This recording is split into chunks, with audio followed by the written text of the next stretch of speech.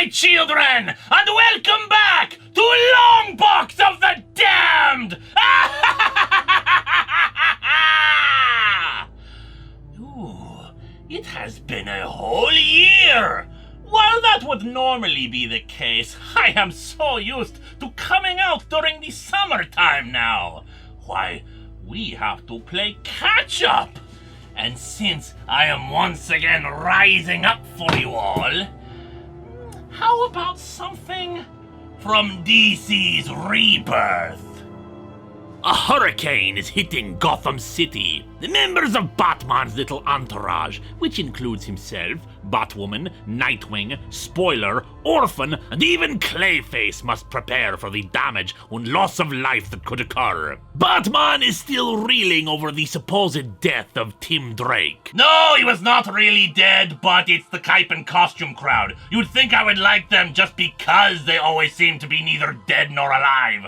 However, Dr. Hugo Strange has decided that this night will be Batman's final night and unleashes upon Gotham a series of giant, hideous monstrosities mutated from cadavers. There is no normal biological indicators. It has electrical activity, but it is not traditionally alive. So we are not only facing multi-story monsters, but zombie ones at that. It is all part of Hugo Strange's plan, the cadavers in particular having been people who killed themselves, swearing that the monster men are coming. Just a side note, but does this technically mean that this comic is Batman versus Doctor Strange? The monsters are glorious in their different designs. One like a giant infant, another like a dragon that keeps growing more heads all along one neck, a claw-armed creature with a bulbous base, and finally a tall creature with many arms and covered in black ooze and a red hood as if it was wearing robes. Ah, but the dangers are not just from the hurricane and the monsters, but the greatest monster of all, mankind! The caves that Gotham has been evacuated into have a strange red fluid in them, and as people continue to touch the liquid, they become more aggressive, more unreasonable. It's not at all helped that when superheroine Gotham Girl comes to assist, she rips apart the claw-armed creature.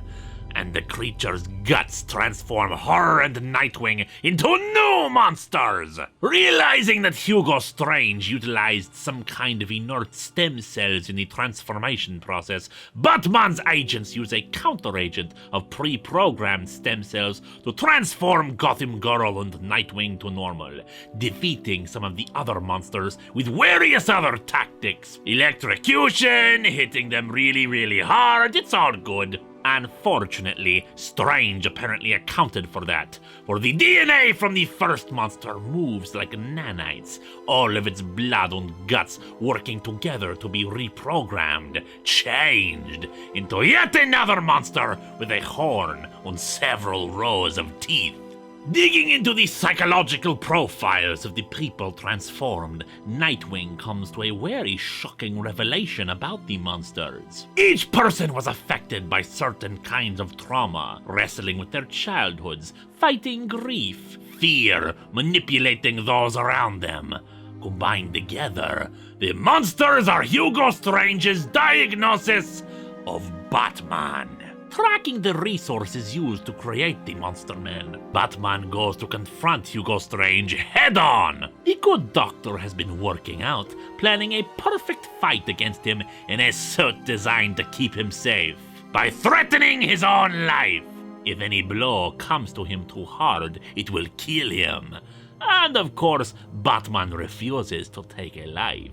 However, Batman thought ahead. Unfortunately, he knew how to stop this madness. He used Clayface to make a seal around the room, suffocating Dr. Strange without landing a single hit to him. Nightwing, meanwhile, realizes how to stop the final monster, leaping straight into its throat. He injects the right kind of reprogrammed DNA into the creature, changing its psychological makeup so that it basically vomits itself out to death, talking about the psychology of a child or something. Whatever. He stops a giant monster, and really, that's the kind of thing we're all here for. Night of the Monster Men is a reminder that Batman does indeed have monsters associated with him. But unlike so many of his foes, he faces his monsters head on. And so now will all of you, my children, for the next 30 days, face all of the monsters of the Longbox of the Damned.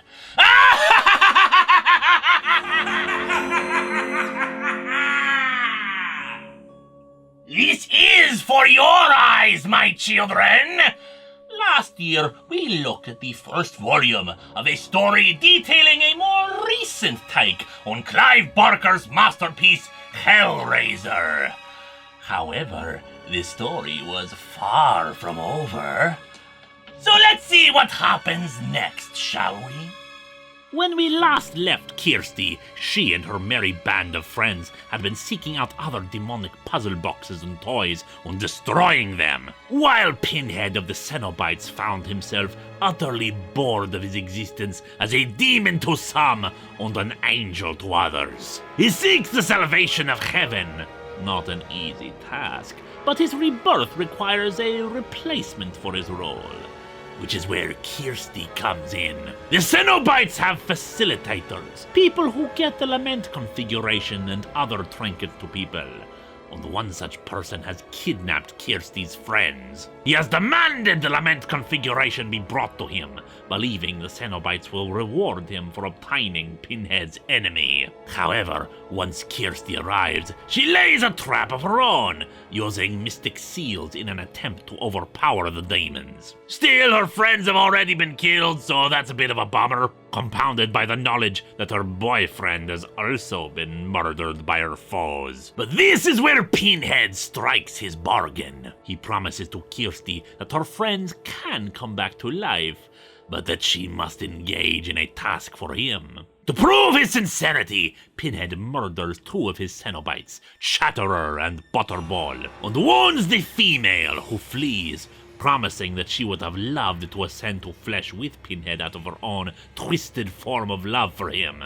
But she cannot stand this betrayal. Kirsty is not satisfied, though. The 3 souls of her followers for but 2 Cenobites?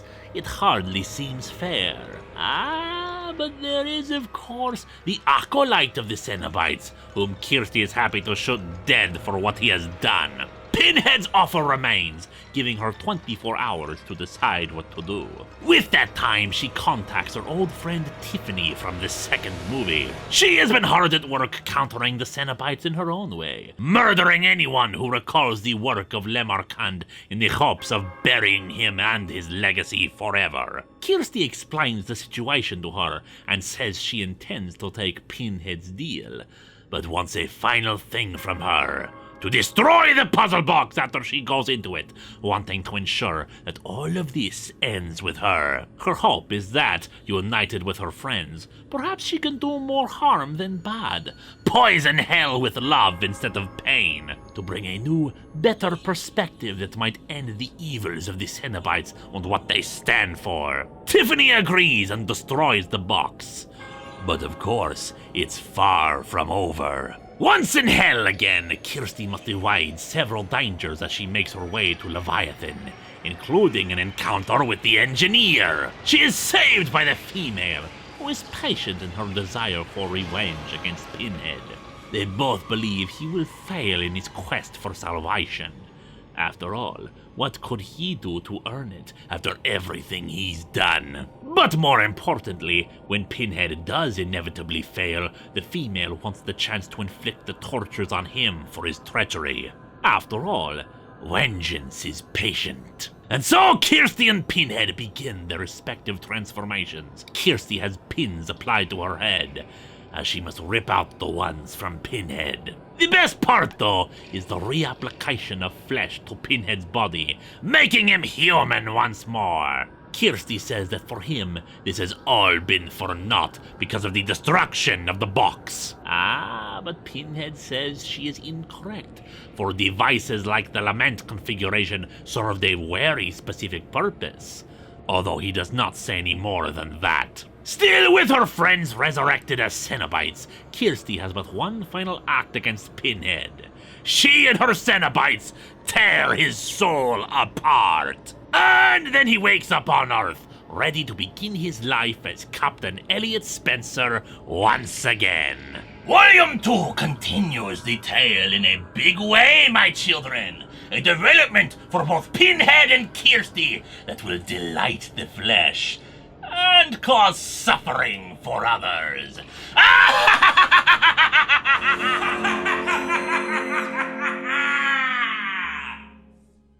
Welcome to Hell on Earth, my children!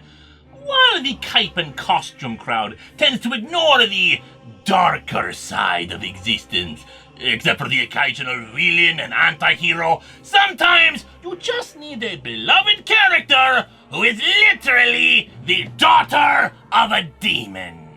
Raven of the Teen Titans first gathered the team together to fight against her father, Trigon. She was born to be his agent and servant, wielding incredible power and evil.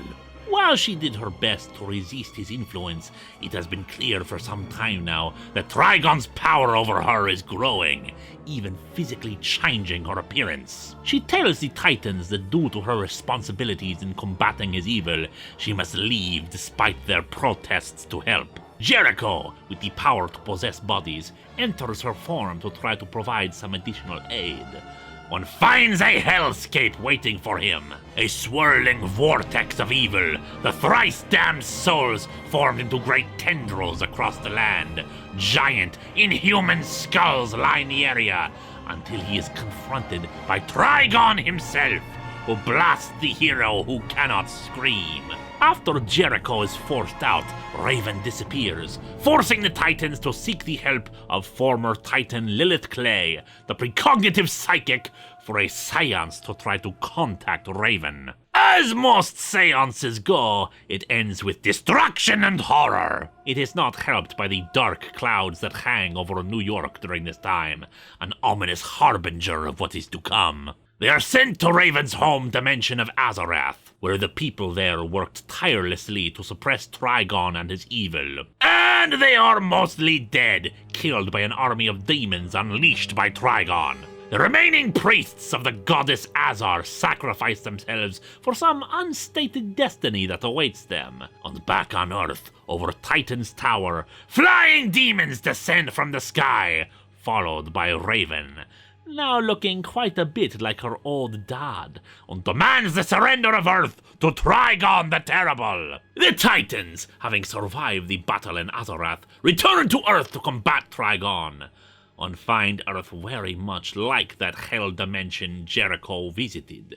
Great columns of souls intertwined and fused together in a hideous fusion of flesh and stone, cobwebs made of human pieces. Trigon's a really big fan of Uzumaki, I guess. See now more of this hell on Earth, as if the roads and pavements were alive and grasping desperately at the buildings around them. All modern infrastructure cracked and broken under the onslaught of this nether realm. Not all of New York has transformed, but it is rapidly expanding outwards from Trigon, who sits upon Titan's Tower itself, now transformed into a great throne for Earth's new demonic owner. The Titans encounter Raven once again, who sends the heroes into a battlefield in their own minds, confronted by dark mirrors of themselves. Like with Nightwing, who has a vision of himself killing Batman, using a very elaborate machine whose only purpose seemed to be to stab him in the stomach.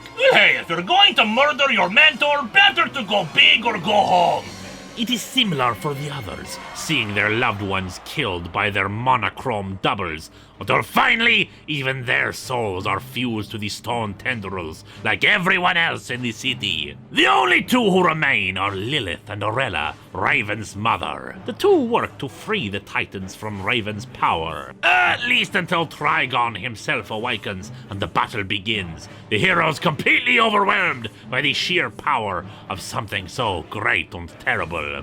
Raven herself was killed in the battle against the Titans, but she is not out of the fight yet. The souls of Azorath have gone into Lilith and cleansed Raven of Trigon's evil, empowering her and joining with her to finally and completely destroy Trigon and return the Earth to normal. The terror of Trigon reminds us that evil and the nightmares that evil represent are indeed as formidable and as horrifying as we can imagine. And while you may still win through against it, it is never an easy task.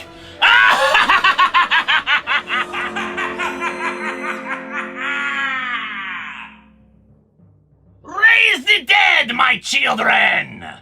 When we last left off with Reiko the zombie shop, her plan to stop her evil twin sister Reruka had not gone well, ending up killing her team. So, how will she stop her, eh?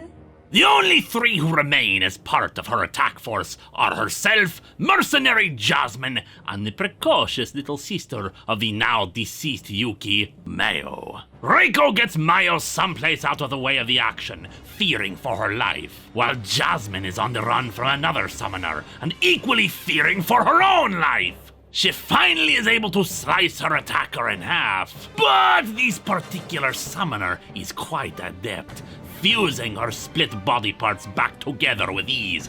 Hell, she even has grown to like the itching feeling it causes. Since bladed weapons are out, Jasmine realizes that the mansion they're in is much older than Reiko and Reruka, meaning it may have been built to be old-fashioned, including a well-stocked bar and wine cellar. And well, if blades can't stop a regenerating opponent, how about some Molotov cocktails and a lot of explosive alcohol? After defeating that servant though, Jasmine is confronted by Reruka, and she is not one to be trifled with. Jasmine is only saved by the intervention of Reiko and her zombie familiar. Reruka is able to summon hordes of zombie troops that fuse into a giant zombie monster called the Holy Mithras. It was summoned from hell to celebrate Reruka's impending conquest of the world. But that's when Mayo steps in, getting encouragement by thinking of her brother and summoning her zombie, Eddie, King of Aces, along with his Spitfire plane. Dropping bombs and bullets on the monster, she is able to stop it, even launching a direct attack on Reruka. It seems victory is in their grasp. At first, until the fog of war settles and Mayo is dead, Reruka unscathed.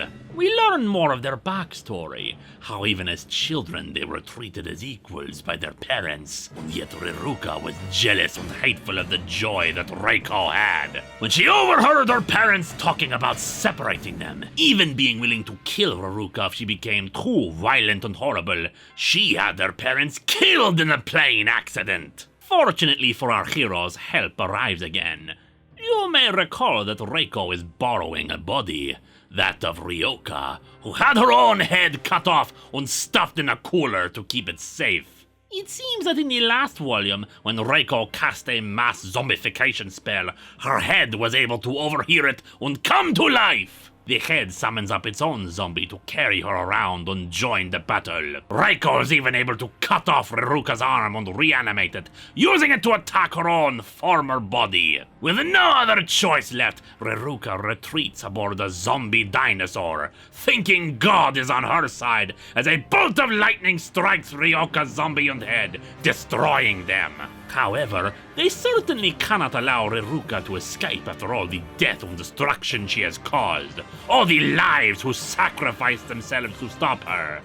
So how fortunate then that Reiko's zombie, barely functional after all the damage from the battle, managed to get itself onto the zombie dinosaur with a chainsaw, slicing it up and using itself as a lightning rod to finally destroy Reruka. But while that was the conclusion of the Reruka story, the volume is not yet complete! Next up, we are back to a more anthology-style story, as Reiko is summoned to Hungary to deal with stories of a werewolf attacking people.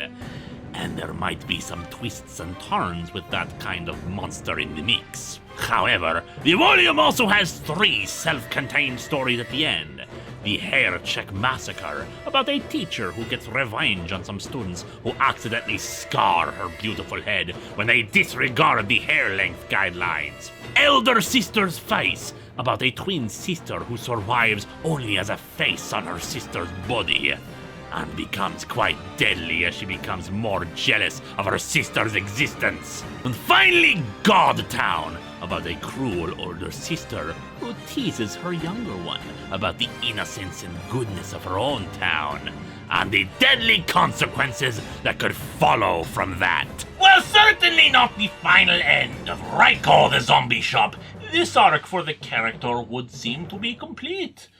Though one must wonder how much more blood will be spilled each time someone gets close to her, eh?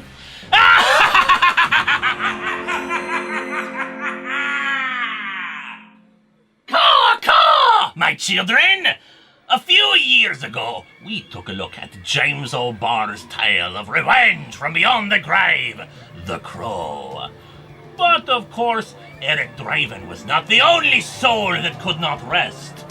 Not the only one to make the wrong things right. Meet Iris Shaw, a conservation officer who recently had a run-in with some poachers. After they threatened her with retaliation for trying to stop them, she and the federal marshal are blown up by the terroristic poachers. What's more, Iris was pregnant, hadn't even had it long enough to decide whether she wanted to keep the baby.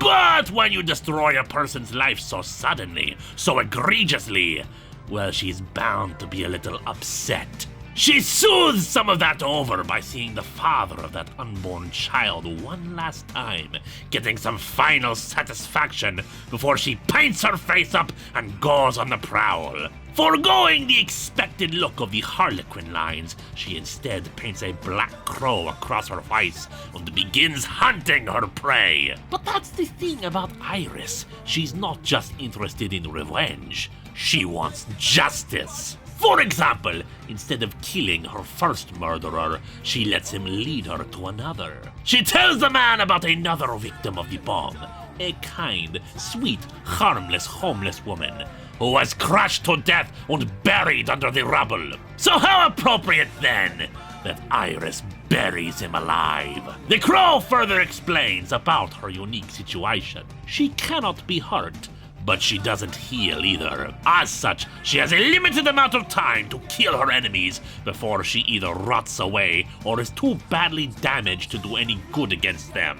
When the government chases after her, they did blow up a government building after all. The feds were bound to get involved when a vigilante started to get into it. She sees herself reflected in one of their eyes, and she wonders what it is she has become. She loves the countryside, being away from the city, of being among her people on shared beliefs on self-reliance. But of course she realizes what they used to have in common in these areas. It's become a sickness to them, incurable and terminal, and she must put an end to that sickness. She hunts down the people responsible, a group of ranchers unhappy about the government seizing their land for local wildlife, who already defied them several times, and naturally goes to have a chat with them. Oh, but she can't be that dangerous, can she? After all, she's only flesh and blood, just like they are. She deals with them, forces them to kill each other at points, until finally she gets a name for the one who organized the whole thing. But hey, if they are so attached to the ground they want to keep, then perhaps they will enjoy being buried in it. She tracks down the final man, a family man at that, although he doesn't seem to be particularly kind to said family, and starts sniping at him.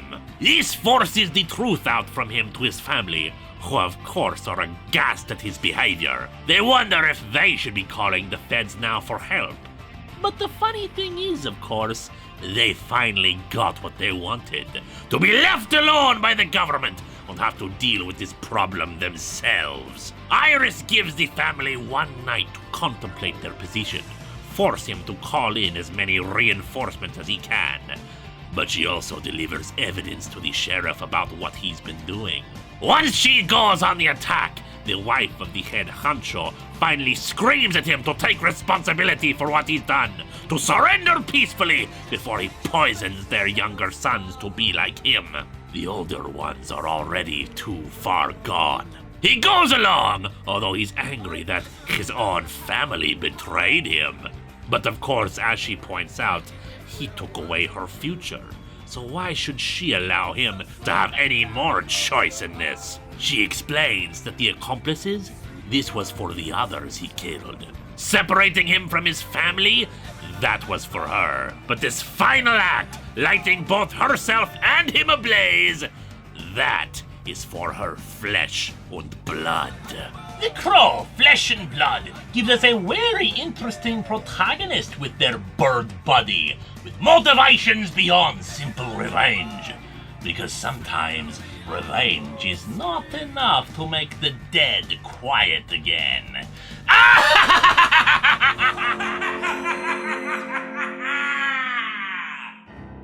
Multiverse morning, my children! Earlier this year, that loser in the stupid hat did a little retrospective on Exiles, a series I talked about a few years ago myself. First, a few years ago, I rose during the summer to talk about every Marvel Zombies comic that had been published at that time. It was great fun, and among them was a two-parter from Exiles that featured a zombified Wolverine. It was a very loose connection, but a connection nonetheless. But now comes a story properly belonging in the Longbox, my children. If you must know, the Exiles are a team of superheroes who travel through the multiverse, correcting mistakes in their respective timelines. Things that were not supposed to happen. People who should have lived that died.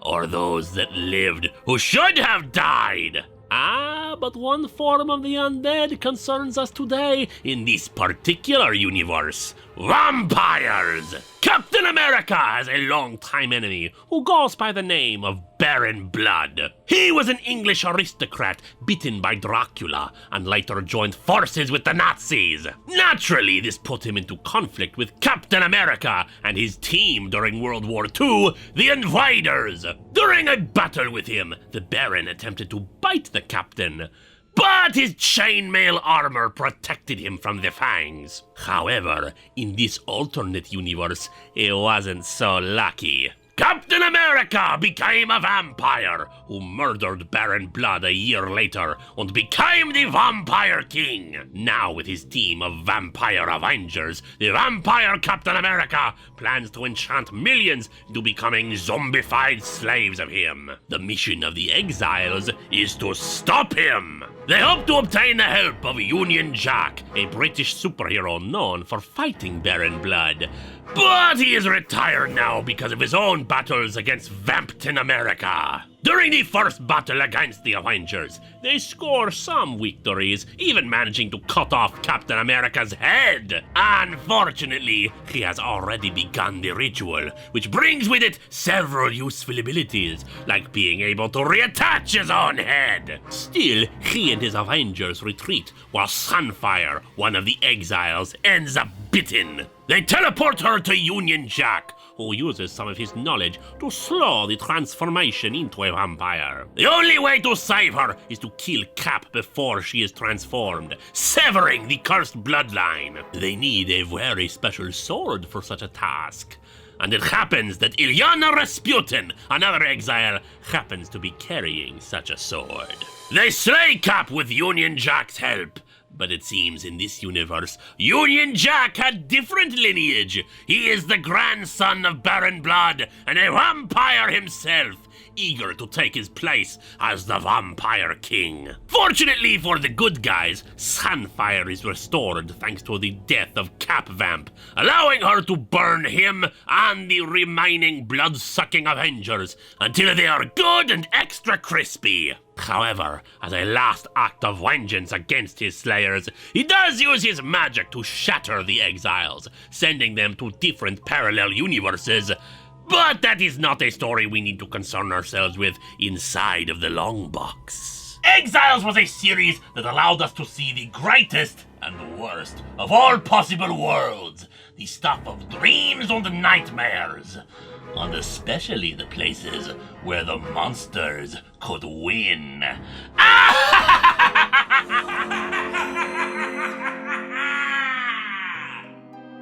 Decaying day, my children! It is time once again to enter the House of Mystery, and even perhaps resolve a mystery or two. When we last left off, the brave bartenders and bouncers of the House of Mystery were trying to escape the forces seeking to claim the house for their own. With the help of Fig, they were able to transport the whole house away. Unfortunately, it's out of the frying pan and into the space between the oven and the countertops where none will ever find you. Nor will you escape. Indeed, Fig was able to transport the house to the city in the space between, a ruin of the old city talked about in the previous volume. However, they have been unable to find a way out. Supplies are dwindling, and their only other neighbors are ghosts that seem to leave them alone. With little else to do, one of the survivors is reminded of the story of the Hounds of Titus Roan, about a man and woman trapped at a lonely inn. Their own attempts to escape were hampered by a pack of wolves who have killed everyone else and leave them sequestered in the inn. Over time, the two fall in love and have a baby. And the wolves return, admitting that they did this to force them to have a child. Long ago, there was a pact between wolves and man to domesticate the canines so that they could serve man, but they have chosen now to be a bit more selective with who will be their master, so they will raise the child themselves, and they're not given any choice in the matter. Cain, former master of the House of Mystery, is met by Ciorel, the hunchbacked monster who helped him try to take the house back. He believes he can locate the house and get the two of them to it, though Cain's patience has begun to wear thin. The trapped denizens of the house soon find themselves under attack by the ghosts of the city, who will rip them apart if given the chance. What is a ghost but a memory of loss? No wonder they always seem to be so angry and ready to attack, eh? These ones in particular are the ghosts of love's longing, what remains when the soul has departed, and all that's left is desperation, the empty shells of broken hearts. In any event, Cain and Ciorel find their way into the space between, using blood spilled by another of their dead colleagues. Unfortunately, while Ciorel is able to get them there, well, he was unaware this is where they were at. There is no escape from this place. Still, Fig's father thinks there might be, with some more blood spilling. He finally admits that he left Fig and her mother to keep them safe from the conception, the mysterious force that has been responsible for a lot of this mess. It seems they want Fig in particular for something unpleasant that she will not agree to. And he even says that if she fails to agree, they'll force her to breed with her own father, because of reasons not yet given, to give themselves a second chance at whatever it is they want. Everyone regathers at the house, including Cain and Ciorel, and we finally learn what happened to Cain. He at first thought the House of Mystery had been stolen from him, but Ciorel figures out the truth. The house left on its own will, no longer wanting to be with him. He eventually settled into a mundane life, living with his brother Abel, calming himself to the point where he no longer even wanted to murder his beloved brother anymore. And that's when the man and woman representing the conception came in, offering him a way to find the house again and approach it, using the mask that completely hid his identity from it. After the resident pirate waitress stabs Cyril, the ghosts make their final attack, but are repelled by the agents of the conception. Fig goes out to speak to them, and we are not subject to that conversation. But the end result is a deal that she makes. The terms? The House of Mystery would resume its business, Fig staying on to do whatever it was that they did. Relocated back to a suitable reality. Harry, the human representation of the house, would be given freedom from it and back into a regular human life, since it seems that after that revelation about his nature, he was slowly being reintegrated into its wooden walls. Fig's father remains in the space between, but is soon greeted by the ghost of his grandfather, who thinks that things have only just begun. The title, Beauty of Decay, comes from the suggestion that death and decay are the inevitable truths of life. There is beauty that everything which decays is ultimately renewed. Personally though, I think both death and decay are beautiful just for being death and decay.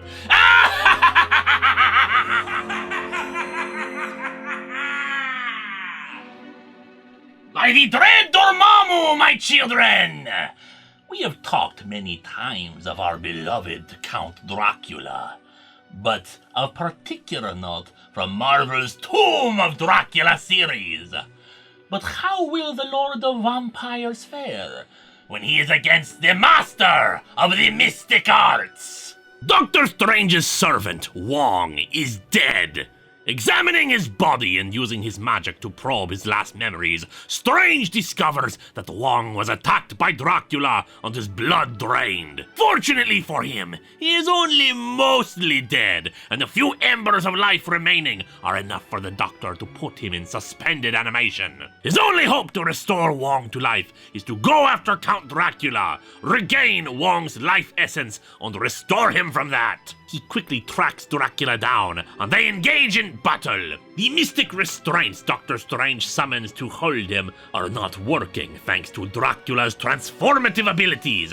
How can one chain mist after all? Strange puts up a good fight, but Dracula has powers and will of his own, enough to resist the Sorcerer Supreme, and bite down on him too. At the end of their first encounter, Doctor Strange is dead. But what is death when you can astral project like the good Doctor does? His spirit form observes Dracula disposing of his body in a cellar, but unfortunately, due to the vampire's bite, in 3 days he will rise up again as a vampire. This changes his body so much that he cannot re-enter it.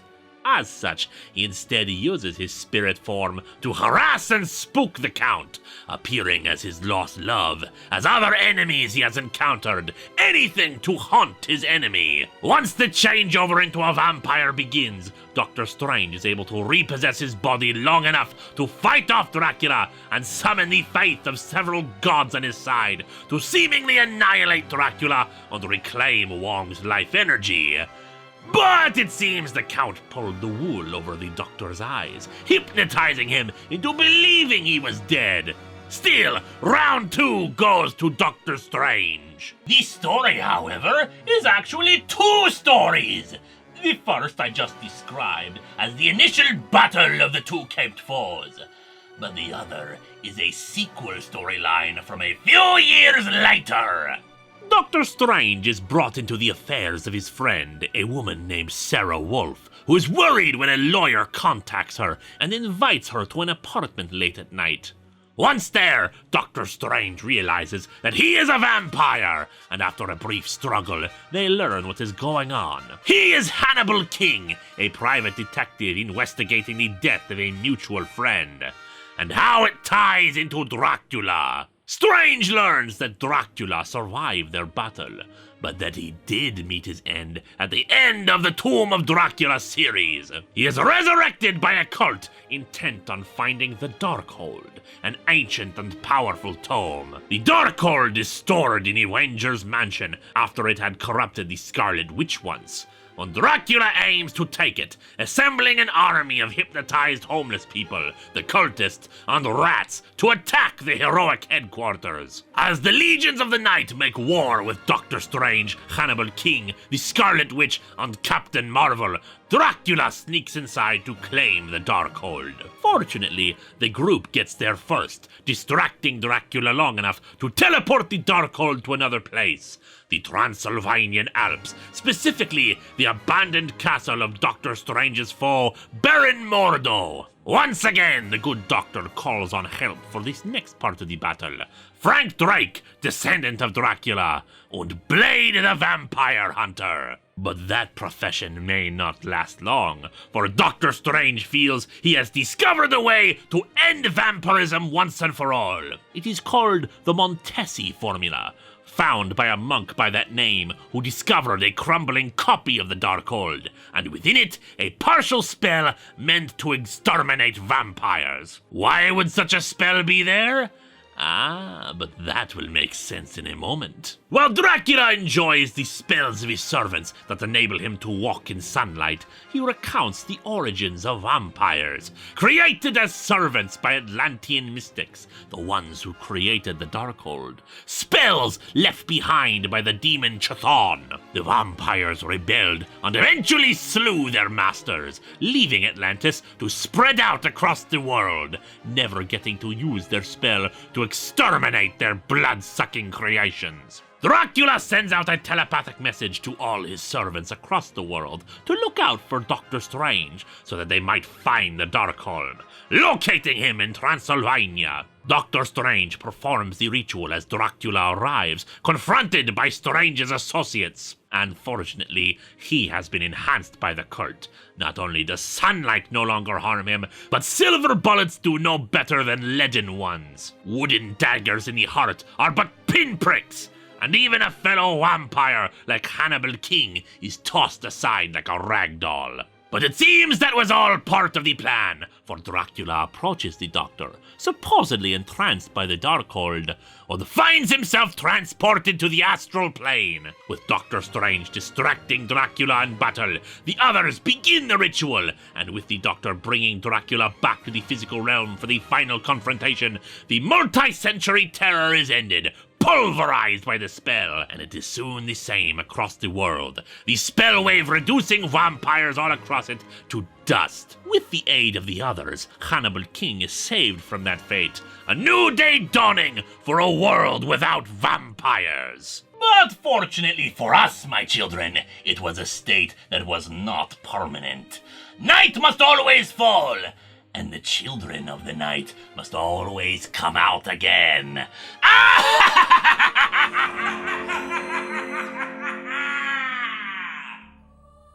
Headless hello to you, my children!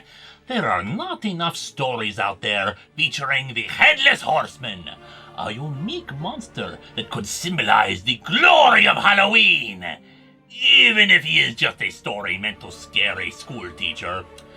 Or perhaps he's something more. For tonight, the Headless Horseman rides again! Private Detective Duke Durbano tells the classic Washington Irving tale to the children of his girlfriend Kim Carter, saying that while the horsemen in the story might have just been some pranksters, well, no one can say for certain as to whether the Headless Horseman was real or not. The story has a special connection to Duke and Kim, though.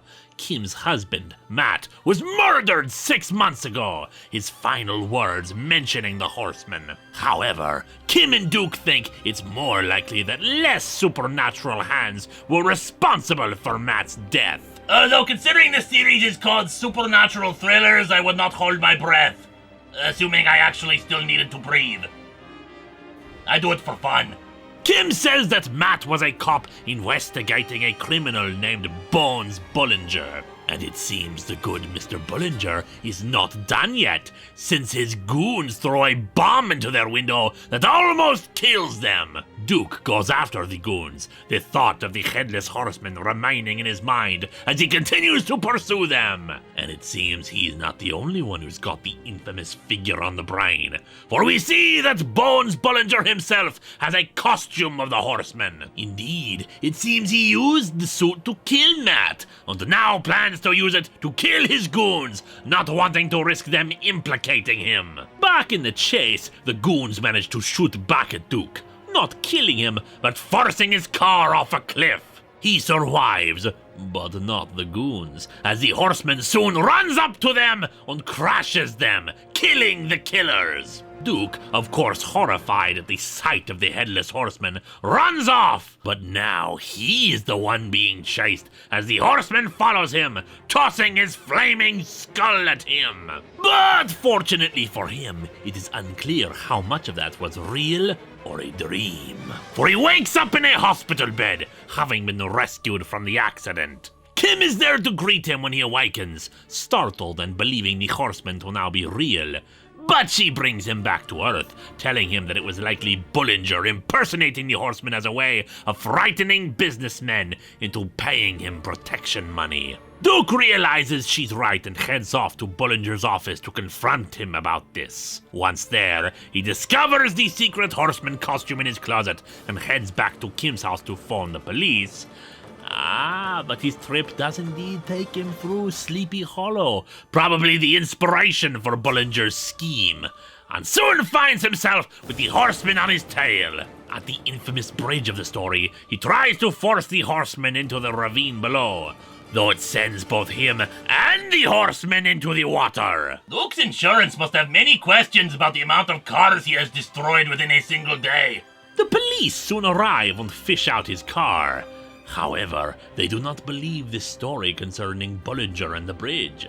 Why?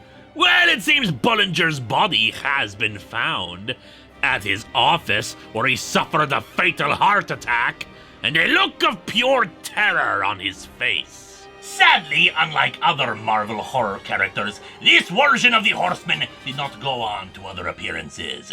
Which means it's time for a comeback! Have him fight Ghost Rider! Flaming Skull versus Flaming Skull!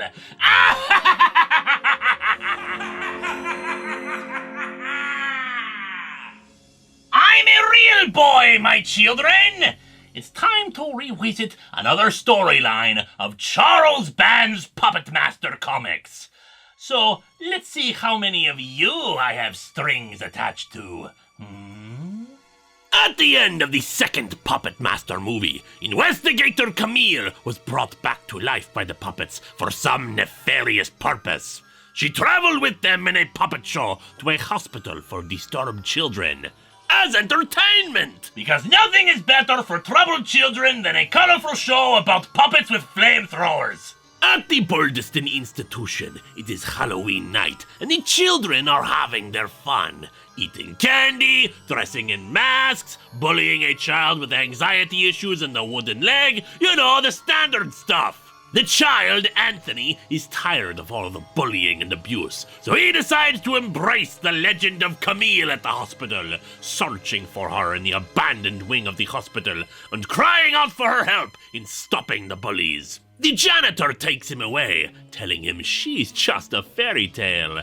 And yet soon his bullies find themselves gutted with a very alive-looking Camille near them. With the doctors not believing his story about Camille, Anthony heads to the Bodega Bay Inn and endears himself to the puppets, both for repairing another doll and showing them his wooden leg. He asks for their help in dealing with Camille. It seems they abandoned her at some point. The puppets agree to come along. Although, if you recall the last storyline, the puppets are still indebted to the demon Anapa, who has his first two tasks for them. Fortunately, only Leech Woman and Six Shooter are required for that, so the others are free to accompany Anthony back to the Institute, where we see that the janitor has kept Camille's wooden body around, since he loves her. While each woman deals with a leech on society, Anthony meets up with a friend of his named Cedar as the puppets seek out Camille, finding her in the middle of murdering another child. Except when Blade stabs her, she bleeds!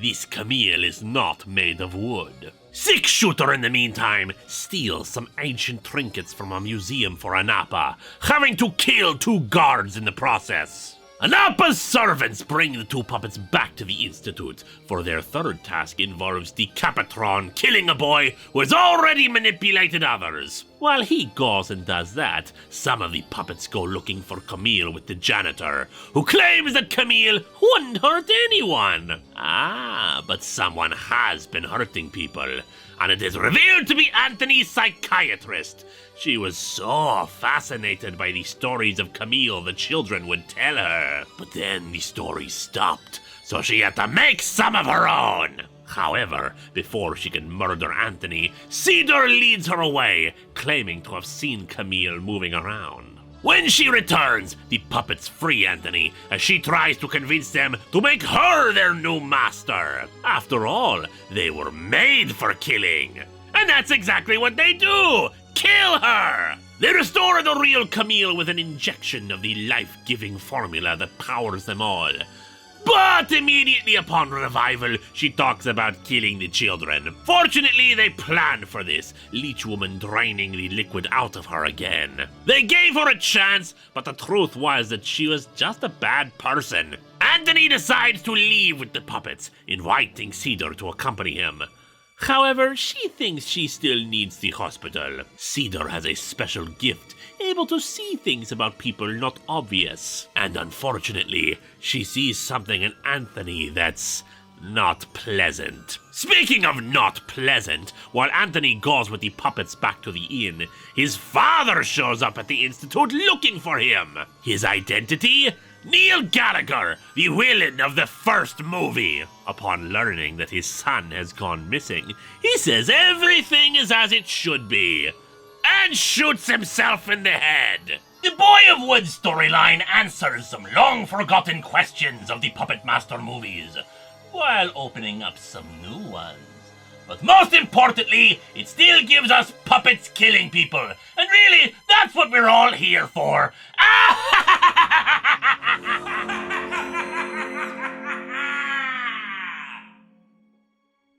Black gooey greetings, my children! A few years ago, there was a massive 4-part storyline encompassing every part of the Alien vs. Predator franchise. It was called Fire and Stone, and it all begins with Prometheus's part of it. Regardless of how you feel about the original Prometheus film, this book starts the festivities off gloriously. Almost 100 years after Alien, the salvage vessel Helios makes its way to LV-223, the site of the Prometheus expedition. The captain of the Helios, Angela Foster, knows that this is where the Prometheus was last seen, the last place where Peter Weiland was seen. Though she does not tell her crew that, instead just saying that there's a crashed research vessel with invaluable data that they can retrieve and get rich off of. No, her real mission is to hopefully complete Wayland's mission, discover the origins of humanity and anything else about the engineers and what they were doing out there. But of course, she is not the only one with an agenda. Astrobiologist Francis Lane has cancer, and he's hoping somewhere out there might be some kind of cure for his condition. One known only to his android friend Eldon. Once on LV-223, it is clear something is odd. Instead of a barren wasteland, they find a biomass jungle full of vines and hideous creatures all over the place, even warring ants of different colors. But most interestingly, they find the black goo from the engineer's ship. For those who have ever asked, what was that black goo? An answer is given here. It is an accelerant, some kind of biological growth stimulant that encourages the growth of life. Unfortunately, the life it creates is twisted, horrific deformities, heightened aggression in the creatures it produces, and of course, mutations to any living thing that gets it into their system. But there are other mysteries afoot. For instance, while they don't find the remains of the Prometheus, they do find an abandoned ship, A mining vessel from Hadley's Hope, the colony from the original aliens. How it got here is a story for another comic, but inside is, of course, a whole collection of xenomorphs. The humans flee from the monstrous aliens, Francis and Eldon getting separated as the others make it back to the Helios. Captain Foster explains why she was really here, but all of that is set aside so they can try to recover Francis, Eden, and whoever else might still be alive on the planet. Francis has been busy. Someone else was on LV-223 and holed up in a cave, taking extensive notes about the black goo, its transformative properties, and how, in a more purified state, it might be useful to cure his cancer. He experiments with it, hoping the notes can guide him to a solution, but he figures the best way to do that experiment is on the android Eldon. But Eldon has his own biological components too, and they do not react kindly to the liquid. The organic parts of Eldon mutate, as does his psychology, chasing Francis as he runs to the others. The xenomorphs surround one of the Helios' craft, attempting to find a way inside and deal with the crunchy humans in it, but they just can't seem to figure out the doors. How convenient for them, then, that Eldon now sees them as his friends, and more than happily lets the monsters in. As more humans are slaughtered, Captain Foster and two others must once again run away, hoping for rescue from the mercenaries they hired to provide protection. Unfortunately, they have decided to cut their losses and run, stealing the Helios and leaving Foster and the remaining humans to fend for themselves. Some of the humans even find the remains of the engineer ship and make it inside, discovering that the mutated life on this planet has not been so random as they believed. A single surviving engineer is here, and experimenting in the life it is creating. It kills both xenomorph and human alike on his ship, leaving Foster and her friends as the only remaining people on LV-223, who return to the cave Francis and Eldon had found. Since whoever was here before managed to survive there, they figure that it is their best hope for making it through this.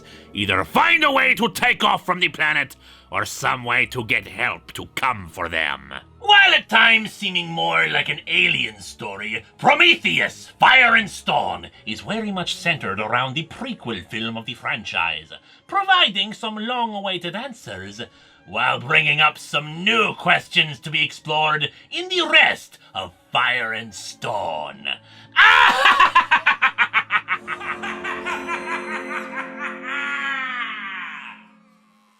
Hamburger backpack, hello, my children! Time for another tale usually meant for you kiddies. And yet, it embodies the spooky spirit the way that it should. So, enjoy this story about lesbian space rocks.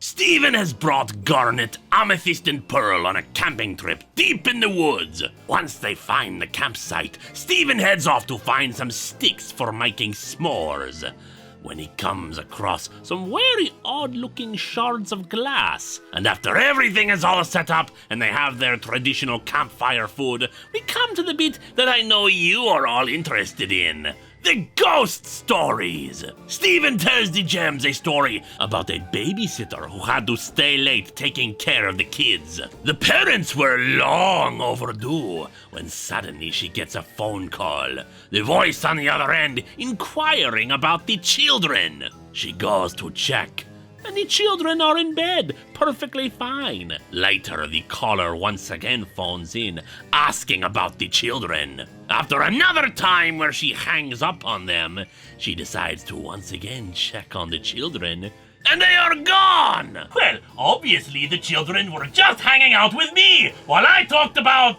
Hellraiser or something, I don't know. The gems are unimpressed by the story, so Garnet and Pearl tell one of their own. The Tale of the Glass Ghost. It's a story that Amethyst has heard before. One she thinks was just meant to scare her into line when she was younger. It was the tale of a young gem who wandered out to explore on her own, unafraid of humans or monsters that could be about. And while she did encounter some corrupted gems, she defeated them with ease, repeatedly going out to find whole new places, straying ever farther from home each time she did. But after a long day, she took a nap in the woods, only to wake up in the pitch-black forest with no idea how to get home. As she saw a glow in the distance, she followed it, only to encounter the glass ghost. It was not like other corrupted gems. It lacked a gem of its own, being only a shard of glass. The ghost reached out for her and she screamed, attracting the attention of her gem friends. But when they came to the spot she had been in, all they found was a pile of broken glass. While the two admitted they made the story up to the frightened Stephen and Amethyst, that night Stephen runs into what could be described as the glass ghost. When Pearl and Garnet run after him due to his screams, they are disbelieving, since they have made up the whole story. Amethyst, though, is a bit more suspicious, particularly when she finds more broken glass. Later, Stephen is still disturbed by what he saw, and Pearl tries to reassure him, but Stephen figures it might be a gem mutant or the like. He and conspiracy theorist Ronaldo go out into the woods to do some ghost hunting and find the creature, which turns Ronaldo to glass. Stephen is unable to fight it off with his shield, though it seems concerned about him when he reacts in terror. Fortunately, Amethyst is nearby to save him. It seems she too believed the ghost was real and was hunting it on her own. Unfortunately, like Stephen's shield, her whip has no effect on it. They meet up with Garnet and Pearl, not sure how to free Ronaldo from his glass prison. But upon returning to town, they find all of its inhabitants in a similar state. After rescuing his father from the ghost, Stephen realizes that his bubble has an effect on it, making him continue to wonder what it is that they are facing. They corner the ghost in the forest, but one by one the gems are all encased in glass. Stephen soon realizes the problem. The ghost cannot control its powers. Anything it touches will be encased in glass, and it has been so long since it has touched anything. Using his bubble, he allows the ghost to hug that. And with that, the ghost poofs itself, revealing itself to be a corrupted gem. Just one with very strange powers. They bubble the gem shard so it can be at peace, and decide to enjoy some more activities that we approve of here. Watching a movie about, perhaps, a vampire, or mummies, or the Frankenstein monster. Steven Universe in the Crystal Gems understands that sometimes what you children really want is just a good old-fashioned ghost story.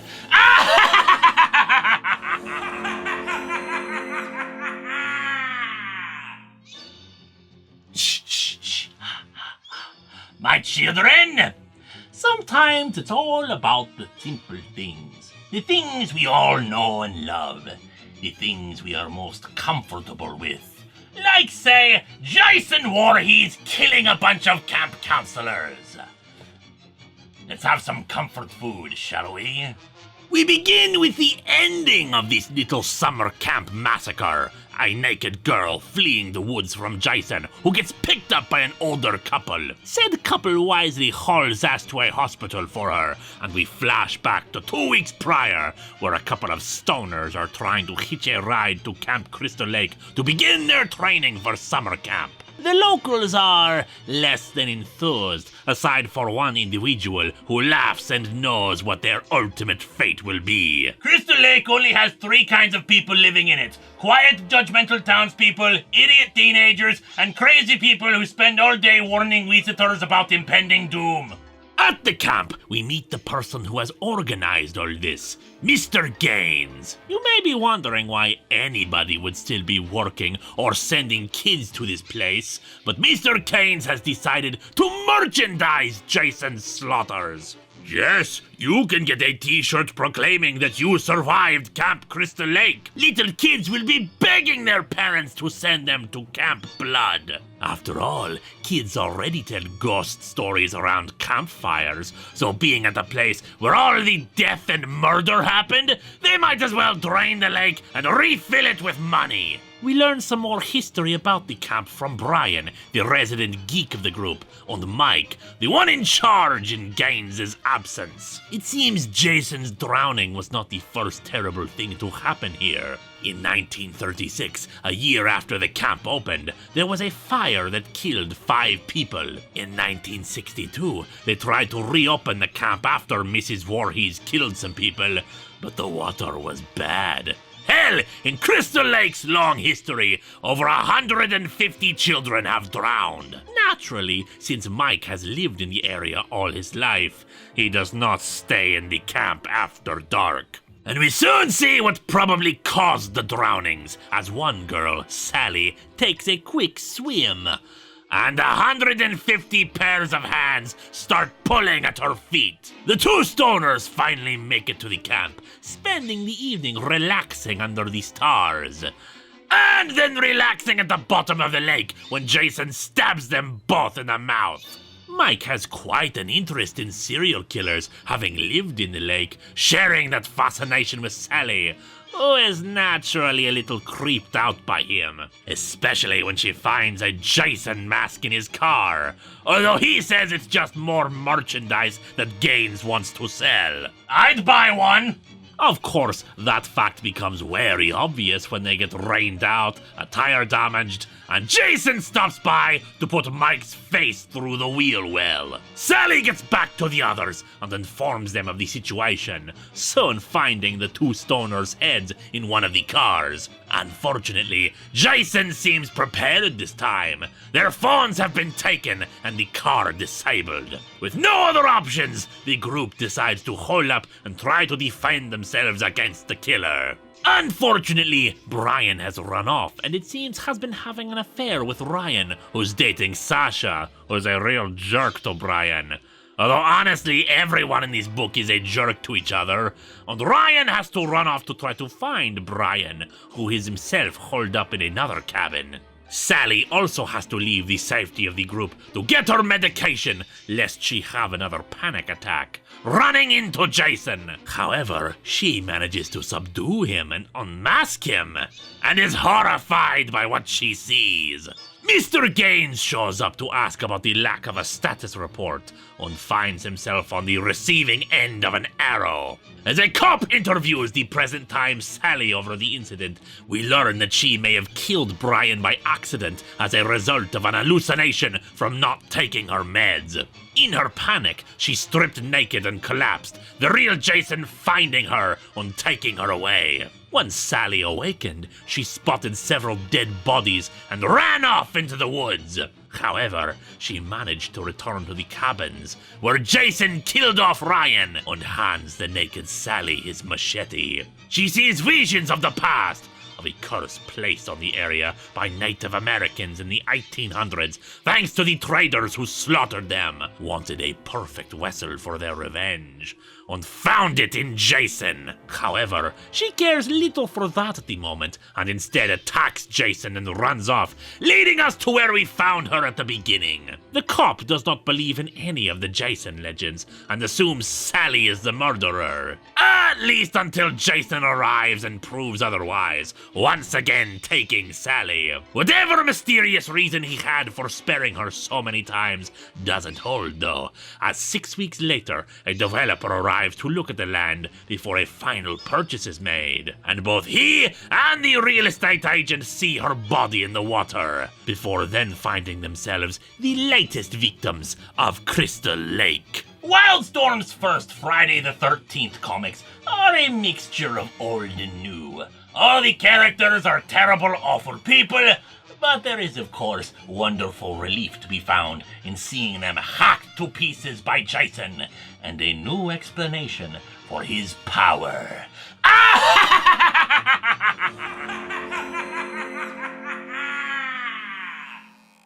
Secret salutations to you, my children!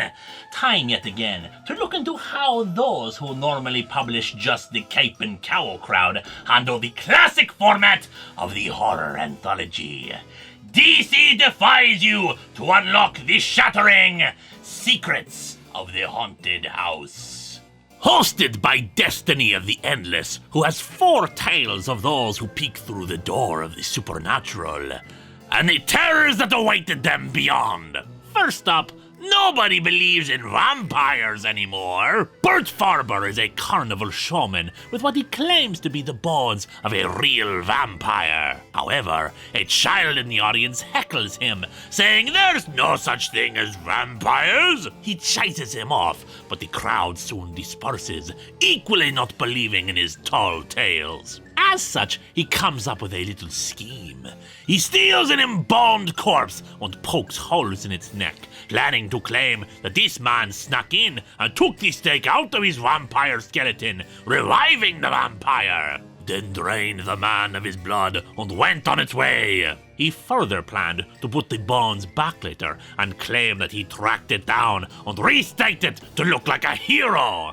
However, as he carried the bones away, they took on their proper form again, to his horror. You see, Bert may not believe in vampires, but the vampire certainly does. Second in is the story of Selena. In New Mexico is a powerful gamma energy complex, and deep in its center is Selena, who is the one responsible for providing so much power here. She has a new technician who helps her by the name of Frederick Harris, who has been suffering from a cold. He cannot see Selena, but loves her delicate voice. Selena comes from the planet Xeris and lives off of radiation, and Frederick cannot get his mind off of her. When he learns that his girlfriend has been cheating on him, he scares a little girl and tells Selena about it, who is more than happy to tell him how he needed a release from the betrayal he suffered.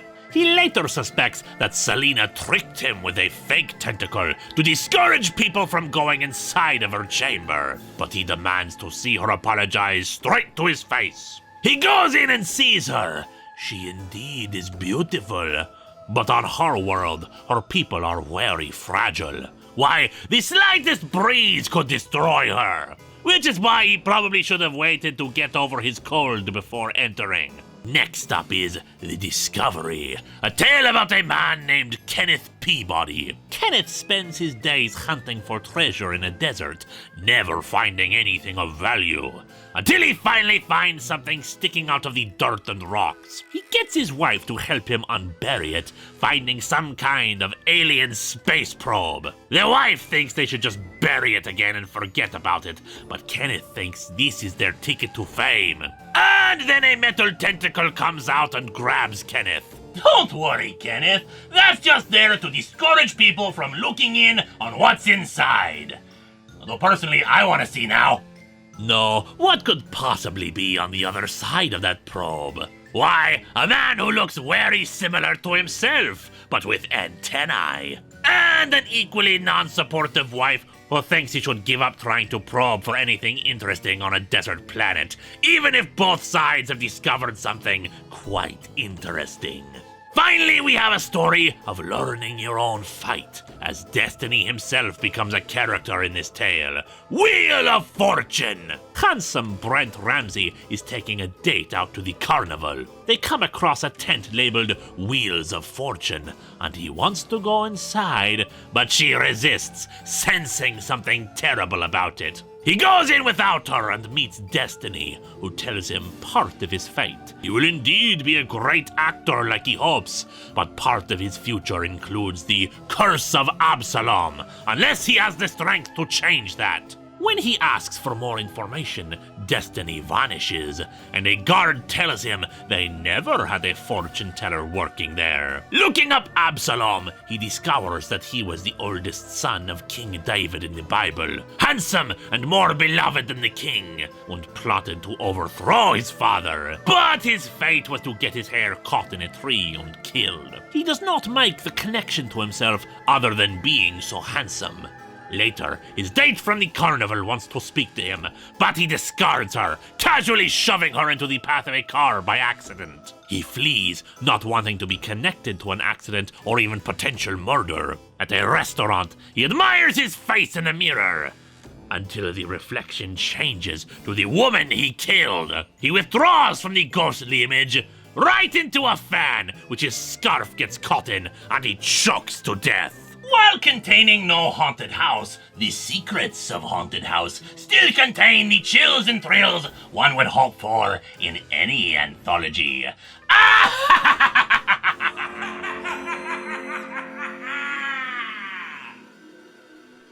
Weird welcome, my children. We are warned that when fighting monsters, we must take care not to become monsters ourselves. But what if we already started as monsters, Allow me to introduce you to the Creature Commandos.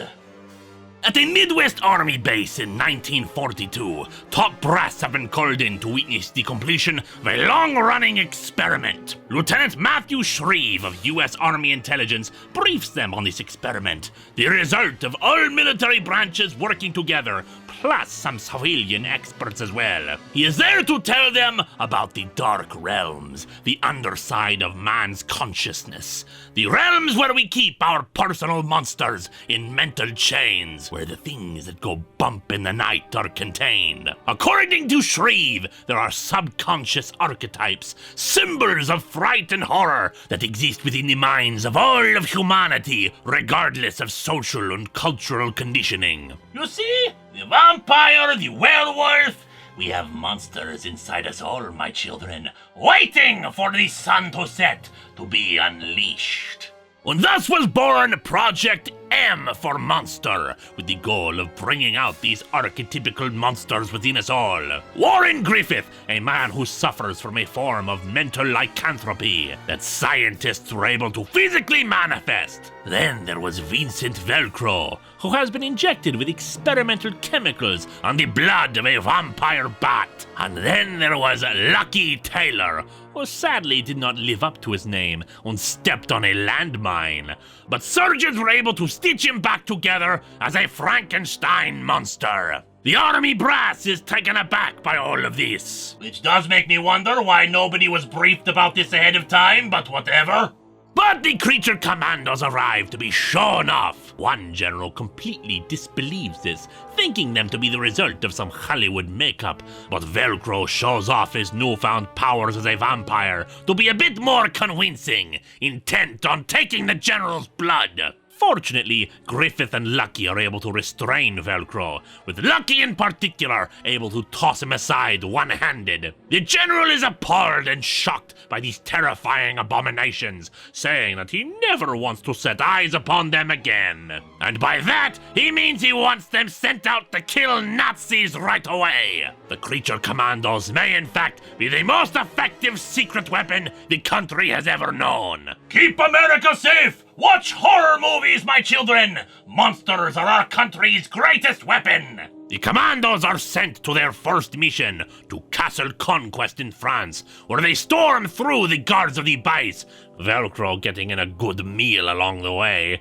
and into a fortified chamber within this evil place, and find President Franklin D. Roosevelt. However, Shreve knows immediately that this is not their beloved president, but a robot duplicate. There they find other mechanical imitations of world leaders, no doubt meant to replace the originals. After escaping, Velcro makes his distaste for this entire enterprise made clear, that they may have the form of monsters, but Shreve has the monstrous spirit. But despite that, this was the beginning of a legend, whom would gain more members over the years and be revived as needed, for this was the start of the Creature Commandos.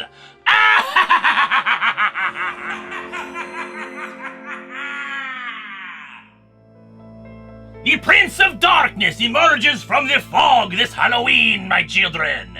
Yes, it is time for some more tales for a Halloween night, presented by horror legend John Carpenter. And, there are a lot, so let's get started.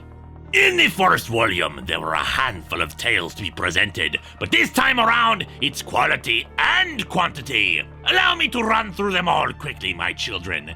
Think of it as a bunch of short horror films. The Grounds Creeper first presents us with a story from Carpenter himself, The Traveler's Tale, where a man steals a very attractive-looking box, and inside is but a head that fuses itself to his arm.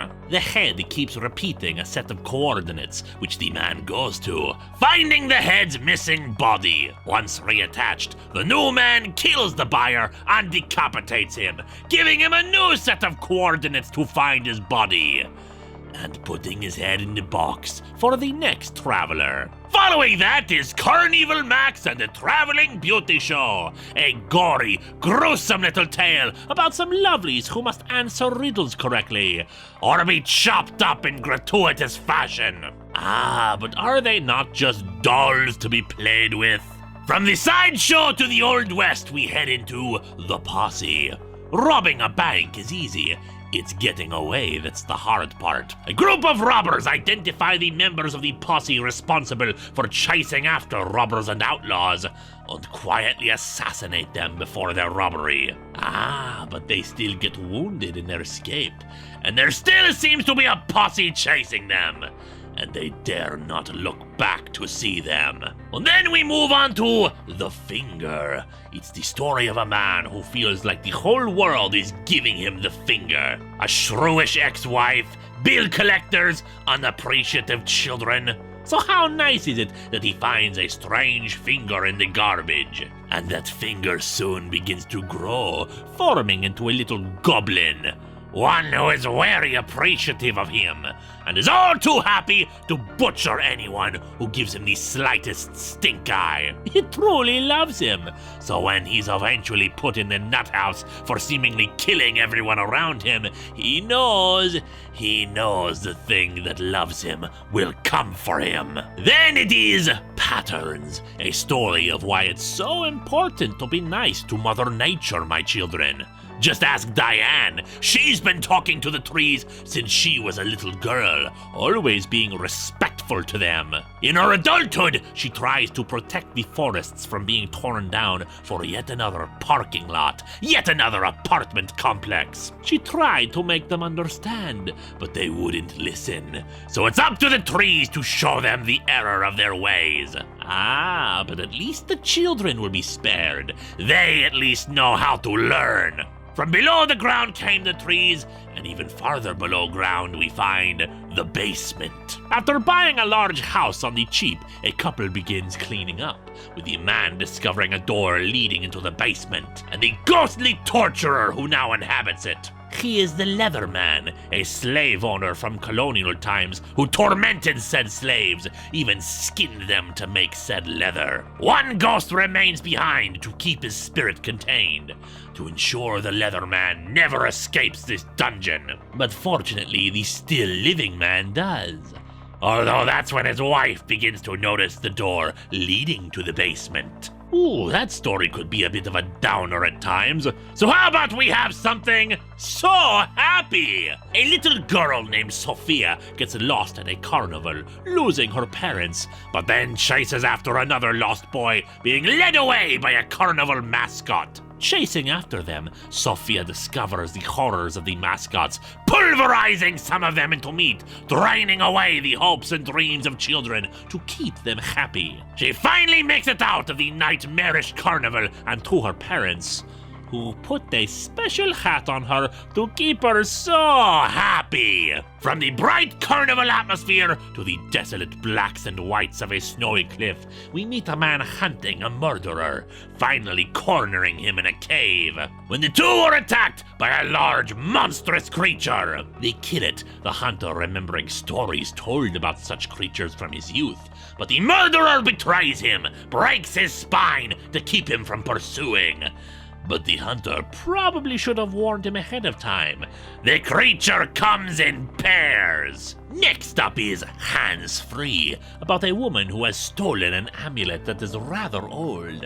And she may not have followed the precise instructions for how to steal it, for it seems that on the car ride home, as she talks to the person who paid her to steal it, the amulet is doing all it can to make her put it back where she found it, including getting a little handsy. till death brings us a husband who murders his wife, then goes out and gets laid, only for his date to be laughing it up with his wife the next morning. She keeps showing up despite the thorough job he did on her. He even digs up her corpse to make sure she's dead. He hooks up with the one-night stand again, only to learn that indeed his wife is dead. It's just the woman was someone his wife had hired before her death, to ensure that if he did kill her, she'd have her revenge from beyond the grave. Mr. Goodnight finds a pair of boys hoping to dig up some treasure, but only finding a strange black ooze that infects one, letting the spirit of a mad doctor infect him. He was so obsessed with trying to fix people's brains, and so convinced he could glue them back together again after he cracked them open. And it seems he plans to do the same now to the boys and their families. But speaking of families, our penultimate tale is safe from harm. During the Cuban Missile Crisis, a mother and daughter worry about the threat of nuclear war, while the evidence begins mounting up for a different sort of invasion, one from alien monsters that begin parachuting into America. The mother and daughter reach a designated safe zone that does not stay safe for long, especially since only the poor daughter is left alone in the dark, hoping the aliens don't spot her little safe hole. And finally we end with House of the Rising Sun, with a little ditty about life in New Orleans, about an abusive man who was a monster, and how he made his wife into slightly less of a monster, despite the odd appendages that come out of her arms to strangle him. John Carpenter's Tales for a Halloween Night continues to bring some original horror tales from some master craftsmen of the medium, with even more of them this time.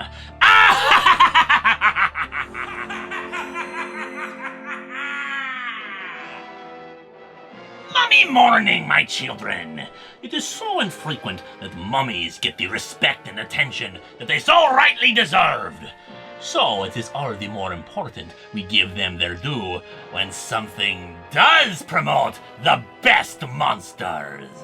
The Mummy palimpsest comes to us not only from Titan Comics, but an imprint of theirs that works with Hammer Studios, the popular British movie studio responsible for a lot of reinventions of popular classic monster characters. And in these Hammer comics, we have a mummy story. The Sect of Anubis is a powerful organization of rich individuals who have been using a magic ritual to obtain immortality called palimpsest. But this requires a human sacrifice to occur every 33 years, but only a select few can endure the ritual. Their agents across the world seek out a girl with an appropriate birthmark, finally locating one, a would-be victim of human trafficking named Angelina Kostenko. The Mark of Karis spares her from that life, but still brings her to the others. After she is drugged, she beholds visions of herself being mummified and her organs removed. But what's more, it's as if she has another mind within her own, the priestess Nebeta, daughter of Osiris. When she awakens again, she wraps herself in bandages to try to heal her pained skin. She manages to escape her captors with the help of the Pyramid Club, a group opposing the Sect of Anubis. After experiencing more supernatural encounters, like with the demon dog Amit, and more of her memories mixing with those of Nebeta, Angelina, or Angel as they call her, goes to the Pyramid Club for help. The young man who rescued her, Duncan, believes that she can be saved if they destroy the mummy the Sect of Anubis have in their possession. But it seems that even the Pyramid Club is full of old jackasses who see this as nothing more than a game, happily willing to sacrifice her if it means a victory against the sect. But the longer the sect cheats death, the more they fear it, using a dangerous ritual to summon Nebeta back to them.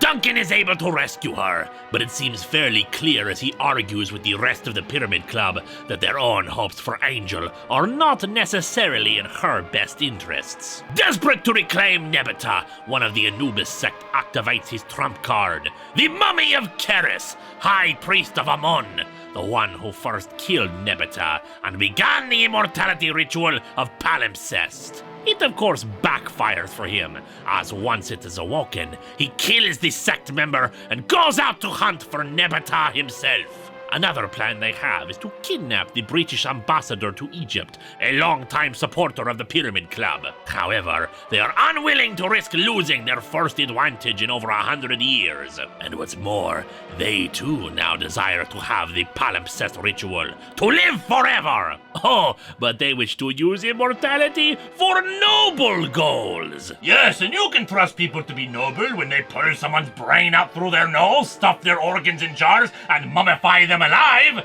Angel communicates with Nebeta in her dreams, and it seems Nebeta has been deceived. She believes that she has only been crossing the land of the dead for 33 years. She is not aware that she has been doing this for well over 3,000. Later, Angel overhears the Pyramid Club devising their plans to kill her for the ritual and makes her escape, only to be found again by Keris. He explains the whole thing to her. About the ritual, how her soul is transferred to a new vessel every 33 years, making her think she is going through the land of the dead for the first time with each attempt. And naturally, Angel runs like hell. She has but only one option remaining if she and Nebeta hope to defeat them: to let Nebeta fully possess her. The Pyramid Club reclaims her as both Keris and the sect of Anubis converge on them, now desperate to reclaim her while they have but a few more hours left to live. Fortunately, Nebeta and Angel, now sharing a body, use their magics to resurrect some nearby mummies of the British Museum, using them to combat their enemies. The hour comes for the end of the palimpsest, and the sect are unable to perform their ritual. Two remaining members commit suicide rather than face Amit, the last taking his failure with dignity. Duncan and Angel find the scroll with Nebeta's prayer for passing through the land of the dead, modified by Keris so that she couldn't successfully pass. The option is there to get the correct version, but Nebeta and Angel have other concerns. The Pyramid Club offers membership to her, wanting to take on other clandestine societies using the secrets of ancient Egypt. And hey, no hard feelings on the whole trying to murder you for immortality thing. However, Angel and Nebeta have an even grander purpose together. For you see, Keris is still out there, no doubt trying to once again try his own palimpsest ritual. The mummy palimpsest shows the power and glory of the mummy, my children, of dark ancient magics and how the dead can live again, whether through possession or a walking corpse.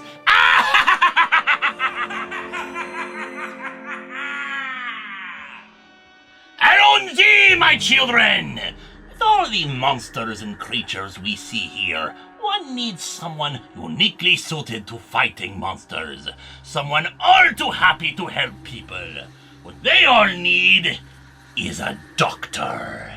This tale of the 12th Doctor and his companion Clara Oswald finds us at Highgate Cemetery in 1972. A woman named Jess flees a monster, specifically one known as the Highgate Vampire. She and her boyfriend Dave had been there looking into the tales of the vampire, hoping to finally prove its reality. But Dave has apparently found himself the latest victim, completely drained of blood and life. As it happens, did you know that vampires are actually the ancient enemy of the Time Lords? I'm not joking, my children, it's canon! Look it up! While Clara detects an odd static electricity in the area, the Doctor is thrown around by an unseen force, and soon by very seen claws that try to grab him and drain him of his own life. Fortunately, the three are able to flee from the vampire, right into a little cult ceremony. They are led by Gabriel Rosewood, explorer of the ethereal realms. He and his group have come to commune with spirits thanks to the ley lines beneath the cemetery. He claims not to believe in the vampire, though that soon changes as one of his followers is taken by them to be feasted upon. The group flees back to the TARDIS, the Doctor hoping to get them to safety, but the TARDIS has been transformed, turned into just another tombstone in the cemetery, its defenses corrupted and keeping them from entering. It seems the Highgate vampire is not a single manifestation, but an entire group of hellish specters. The vampires try to attack, but Clara repels one just by trying to strike it. None of the others have the same success. It's almost like they are afraid of Clara in particular. As the group once again starts to run, Clara is separated from Jess and the Doctor, the vampires surrounding her and touching her mind. They are, of course, aliens, a race known as the Corvid. They normally exist in the time vortex, carrions that feast on the minds of the dead, the residual psychic energy of those that die with frayed nerves, traveling to battlefields and resting places, ever hungry for more. However, when they came to Highgate Cemetery, they found themselves trapped, unable to flee back to the vortex. And it seems they have found themselves a more than willing partner in Gabriel Rosewood, who lures victims out to the cemetery in the hopes that the Corvid will share their power with him if he offers them fresh victims. Once reunited with the others, Clara explains what's going on to them. The Doctor realizes that the ley lines spoken of earlier are a psychic hotspot, and they are what's keeping the Corvid trapped here. After Rosewood becomes the Corvid's next snack, the Doctor realizes that they are repelled by Clara because of all the alternate timelines she had to live as part of a previous season finale of the show. She is toxic because of her unique connection to the time vortex. Still, because of the psychic connection they made to her to explain who they were, the Doctor is able to exploit that and send the scavengers on their way, letting the ghosts, vampires, whatever, go back to where they came from. If Doctor Who is known for anything else, my children, it's monsters. And around here, monsters are what we live for. Especially ones that feast on the dead.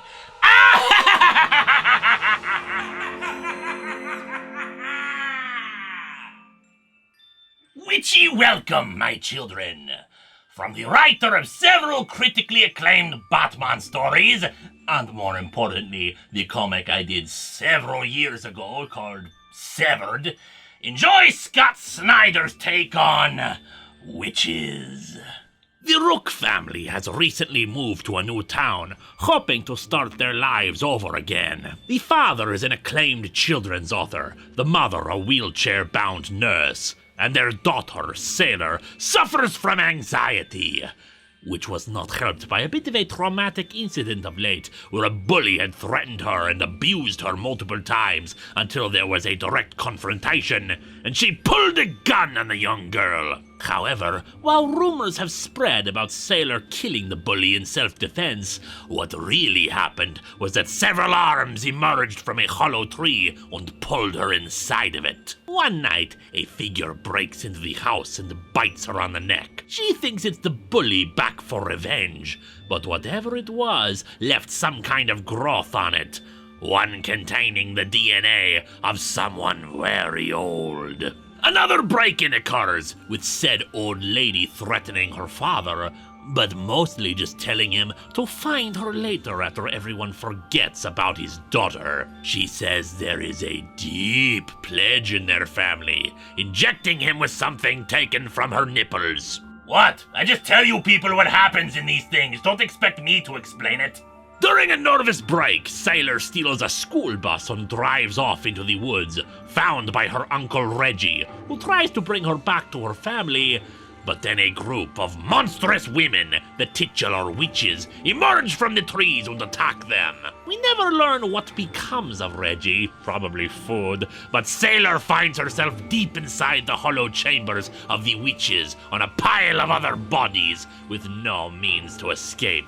Figuring out the location that the old woman wanted him to go, the father hunts her down and she explains everything. The witches in this case are not human, not people. They may have been evolution gone wrong, mutations from thousands of years ago. One of their skulls even seems to have the eye sockets shifted too far in one direction.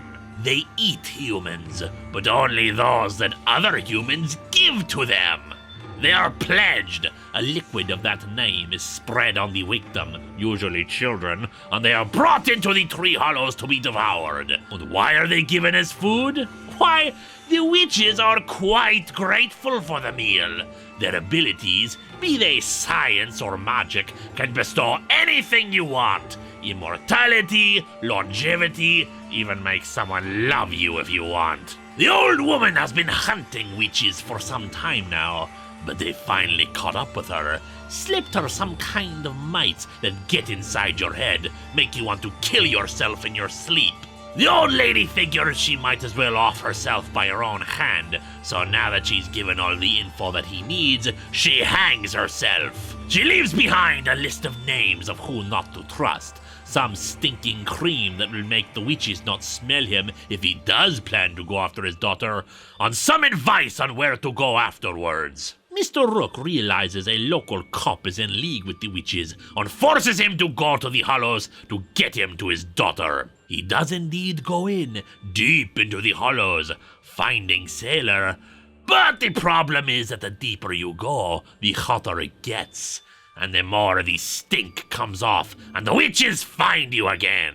The two barely manage to escape back home, but it turns out his wife comes from a family involved in the local activity here. Her grandfather had escaped being pledged, but down the line, the witches found her, knew that blood was needed. She even tried to sacrifice the bully in their place, but it wasn't enough. And so she pledged Sailor and got her legs back. She does love her daughter, but she knows the witches will never stop hunting them.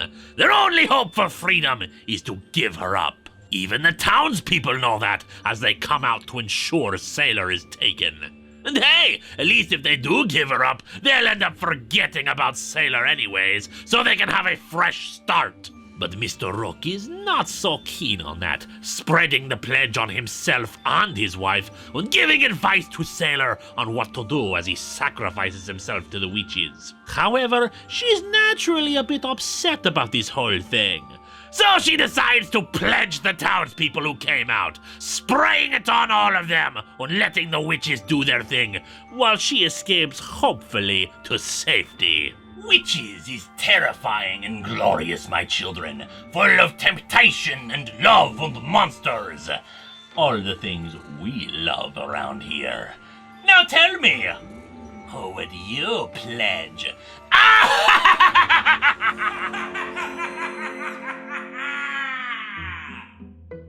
Haunted hello, my children!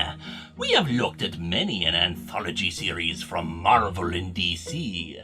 But let us go back a bit further to another comic company, Charlton, and look at their attempts to horrify. Our first story from the Baron is Uncle Stanley Isn't Dead. We meet the teacher, Uncle Stanley, as he shows his nephew Paul his will, showing off that he will be inheriting his fortune, although part of that insists they take care of his niece, Nora, until she is 21. The most unusual clause of the will, though, is that they are forbidden from going down to the basement. Why that is cannot be explained, since sadly he and his wife Marcia have poisoned him. Even after death, Uncle Stanley continues to annoy them. The house they inherit has so many modern electronic gadgets at their disposal. Nora is also an annoyance to them, but Paul plans to poison her at some point as well, so that she doesn't get any money from the estate. However, since Nora knew the house better than them, she was able to use the computers to get everything she wanted, and the computers instruct her to go to the basement. Upon emerging from it, she knows the truth about Paul and Marcia murdering Uncle Stanley, and she claims Uncle Stanley is alive in the basement. Marcia questions her about it, but she just says they need to be careful, or Uncle Stanley will deal with them. And indeed, from down in the basement, he can control all, even make a stray electrical cord give off some nasty sparks. They exhume his body to prove that he is dead. But that doesn't make a difference, for they follow Nora into the basement to discover Uncle Stanley's brain hooked up to advanced equipment. The two flee in terror, but they never make it to the front door. Next up is the payoff. Ex-Air Force pilot Jock Childress ran a charter plane for anyone willing to pay him. Whether your cargo and passengers were legal or illegal, he would be happy to take you where you wanted. Soon, a man wants to pay him to fly to an unknown location where a rich dictator is supposed to pay him off. But once in the air, the man decides to take control of the plane so that he won't have any witnesses to his escape. Fortunately for Childress, he is able to send the man out of the plane with a few well-timed maneuvers. Inspecting the dead man's luggage, he finds $300,000 and a passport. He decides to assume the man's identity to Guyana, his actual destination, and hopefully make some more cash. However, once there, the Guyana officials double-cross him, stealing his briefcase full of money and most of his clothes to leave him to fend for himself in the jungle. Unfortunately for them, they did not hear the man give his warning to Childress about not trying to open the briefcase, since it could prove explosively fatal. Our final story is brain fever. Meet Dr. Hugo van Steiger, a modern-day Frankenstein devoted to creating a patchwork person from cadavers. He and his daughter Ophelia have need of only one final component, a human brain. Unfortunately, the grave robbers they had hired for collecting parts are unwilling to bring them a live subject for them to use in their experiment. As such, Van Steiger and Ophelia head out to try to lure someone into their carriage to abduct and use for the experiment, failing until they locate a homeless vagrant sleeping in the cemetery. He is of course frightened when he wakes up tied to a slab, ready to have his brain transferred into the new body, but there is little he can do about it. And with the operation, they have rewritten the laws of science and nature, bringing life to this new monstrosity. The new creation obeys von Steiger's commands, being his creator, but the sight of the full moon makes it afraid. For you see, in their rush to find a brain for their creation, they did not think that their brain donor might already suffer from a malady normally undetectable. It was a case of lycanthropy, and their already hideous creation sprouts fur and fangs, for it is now a werewolf. And so Van Steiger and Ophelia found themselves the first victims of this new hybrid of horror. Baron Werewolf's Haunted Library is a delightful anthology full of various kinds of monsters, from the all too human to the gloriously inhuman.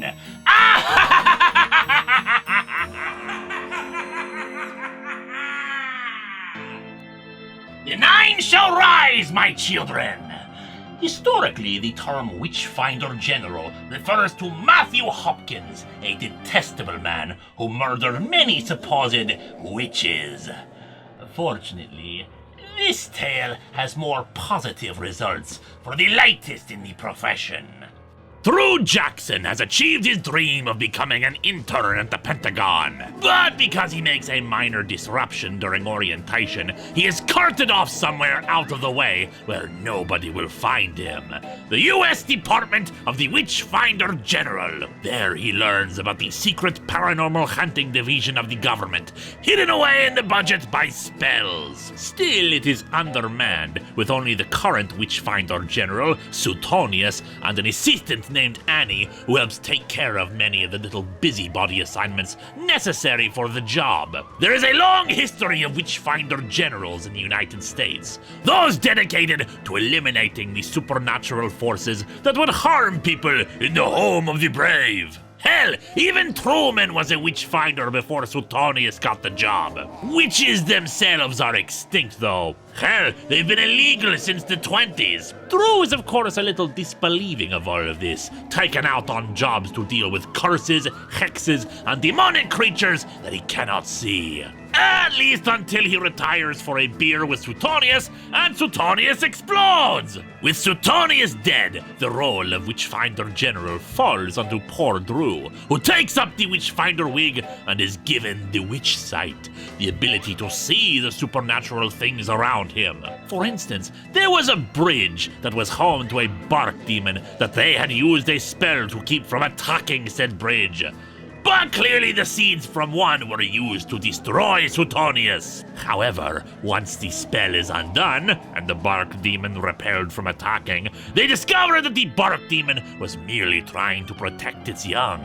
And with the knowledge imbued by the Witch Sight, Drew is able to heal it, and the bark demon takes up residence inside the office on a shelf. And so it is like that, as Drew undergoes the difficulties that such a job entails, like dealing with an imp infestation in Philadelphia. Imps are notorious for playing tricks and pranks, and Drew must push them out with a little help from a time-traveling Ben Franklin, the Clockwork Minuteman. Ben is even aided by his own future ghost, who has gotten a bit grumpy in death.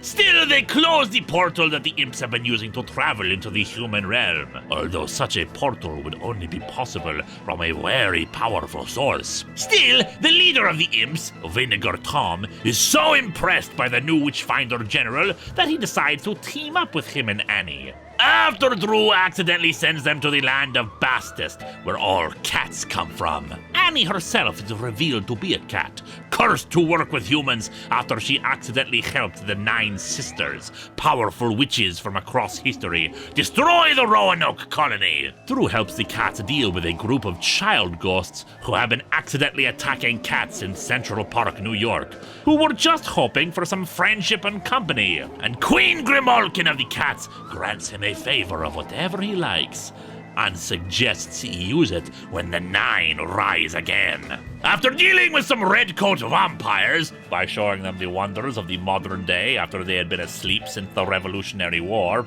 Annie explains the history of the 9. Throughout history, they have commanded armies, tamed nature, but always to use for their own benefit. 8 times before they have been repelled. But this final time, according to prophecy, means the end of the world. Even Suetonius' ghost thinks that they are screwed, that they would need an army to defeat them.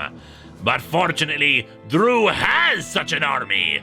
You see, traditionally, the Witchfinder General hunts and kills the supernatural, but Drew is different. He has been making friends with them. And when the 9 witches refuse to simply coexist in peace, Drew assembles his army. Cats, bark demons, imps, redcoat vampires, and of course, time-traveling Ben Franklin to defeat the 9 and save the world. The Witchfinder General is a great tale, reminding you that one should not always fear the things that go bump in the night.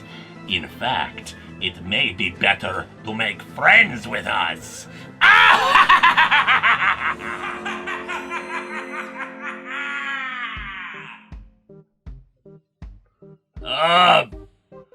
Hello, my children. Today in the Longbox we have, Barbie.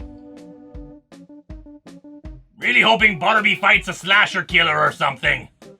There are 2 stories inside, both still to do with our favorite holiday ever. The first is Halloween Hooligan, which the title page describes as, "This trick is no treat." I feel like the trick is on me today. We behold a junior high Halloween party featuring Barbie's sister Skipper. She stayed up all night making her Halloween costume with her friend Courtney, both dressed as sorceresses. She even incorporated a little trick to make her hat look like it's floating. As Barbie arrives to pick Skipper up, the winner of the best costume prize is announced, but it is not their trick costume, instead the person who dressed as a giant artichoke. One can only hope this leads to a repeat of the ending of Carrie. Unfortunately not. Barbie merely takes her sister home and handles trick-or-treaters. One child mentions that he loves playing tricks, leading Barbie to suspect that that will occur. After putting Skipper and Courtney to bed, Because I guess Courtney lives with them? Barbie settles down to watch a scary movie for the rest of Halloween. The next morning, however, it seems a series of pranks have occurred. There are shoes in the fridge, flowers in the goldfish bowl, and golf balls in the egg carton. Their little prank-loving friend stops by, but he denies any involvement. Courtney and Skipper stay up to try to catch the prankster. I guess assuming the prankster will return despite it no longer being Halloween, but they end up falling asleep. When they awaken, more pranks have occurred, like turning all the clocks upside down. The next night, Skipper leaves a video camera on to record the culprit in the act. And it turns out it was her! Yes, it seems that she has been sleepwalking. According to Barbie, people can start sleepwalking if they haven't had enough sleep, just like Skipper hasn't. They also can sleepwalk when they are an immortal glitch god from another dimension that has surrendered itself to existential terror at their own pointlessness. But I wouldn't know anything about that. The second tale brings us the Flying Jack-O-Lantern.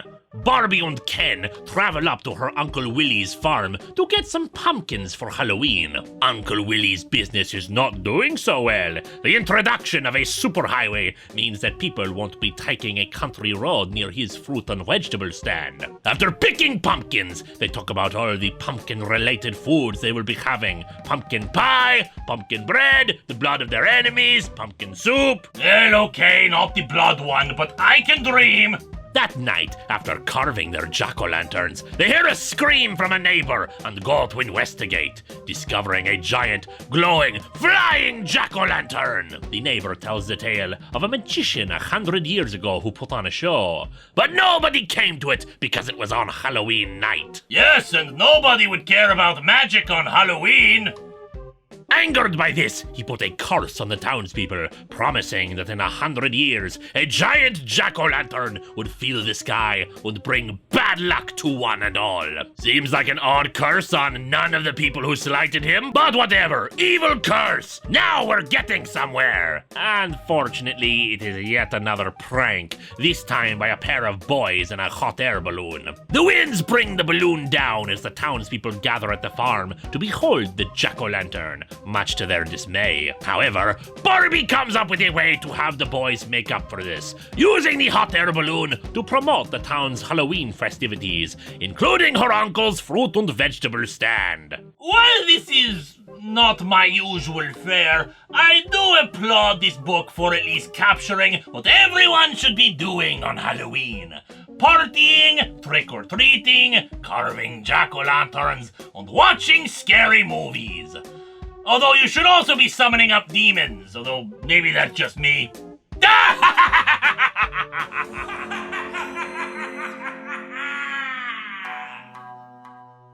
Demonic day, my children! What would you do to protect your loved ones? Would you lie to them to protect them? Would you make deals with evil people to protect them? Would you kill to protect them? Detective Scott Graves had a very difficult life. As a child, he and his future wife Jamie were indoctrinated into a cult called Novo, forced to believe in demonic creatures who could inhabit their bodies. They wanted to change the world and make it better. But of course, they eventually were freed from the cult, grew up, and have a mostly happy life together with their sickly daughter Lucy. However, it seems these demons from the past are not quite so gone, as Graves investigates a murder-suicide by a person who declares that Novo is still alive and will be coming again before she dies. After a scare where Lucy almost dies in her bed, we see that Novo and its power, well, the cult had kind of the right idea. There is an actual demon inside of Graves, one named Aishma. She already has possession of his soul, thanks to a few problems he's had already in life, but her power is not what it should be, not nearly enough. To regain her full strength, and possibly even be free of his body, she needs souls. Souls that he will claim for her. He refuses at first, but she makes it clear that she has the power to take what she wants from his wife and daughter should she need to. And it will not be pretty. With that, he begins his campaign. Oh, but he needs to be appropriately attired. Some might call this a superhero story in a way, given he wears a deathly mask and cape. But considering his weapon of choice is a pair of Freddy Krueger gloves, I think hero is not necessarily the right word for Graves. Still, he tries to control the situation, selecting his targets carefully. Corrupt cops, drug dealers, the irredeemable and the unworthy of life. Their blood is as good as any. But of course, when one has a very distinctive look and goes after cops, that gets the attention of another cop, Detective Hendricks, who begins looking into this mysterious killer. However, Hendricks himself is a current member of the Novo and is hot on Graves' trail, eventually putting 2 and 2 together about him. Graves, in the meantime, goes after Novo itself, convincing the church members to be helpful to him in giving him information. As time has gone on, he has begun to like killing the scumbags. He is a former alcoholic after all. Addiction is part and parcel with this kind of thrill. However, while Aishma remains inside of him, providing him with superhuman strength and agility, he remains her slave. And that will not do. The church offers to exorcise the demon from him, saying there is no way for him to take control of her, but he does not believe that. Hendricks, however, closes in, kidnapping Graves' family and using them as bait to lure him in. He gets the church to implant within him another demon, only possible if one is a true believer like he is. It is Aishma's brother Malthus who transforms Hendrick into his own demonic agent. The two battle, with Graves coming out victorious and forcing Malthus inside of himself, so he and Aishma can duke it out on a more personal level and give him the freedom he needs to get his family secure. Later, the murders are pinned on Hendricks and Graves tries to return to his family, but Jamie rejects him. He tries to lie about what happened, claiming he was just slipping into his alcoholism again, but she knows all too well what their life together would mean.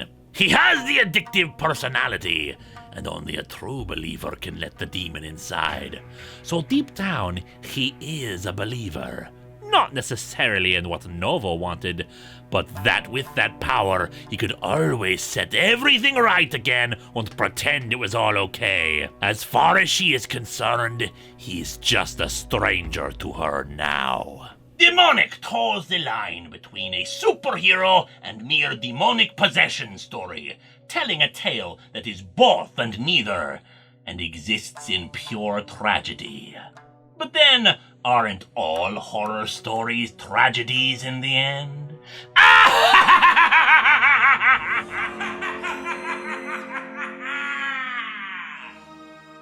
See-through salutations, my children. What? You can't see me? Oh, my children, don't worry. I am here. I am always here. I've just turned myself transparent in solidarity with Batman's foe in this comic. Dr. Nigel Glass.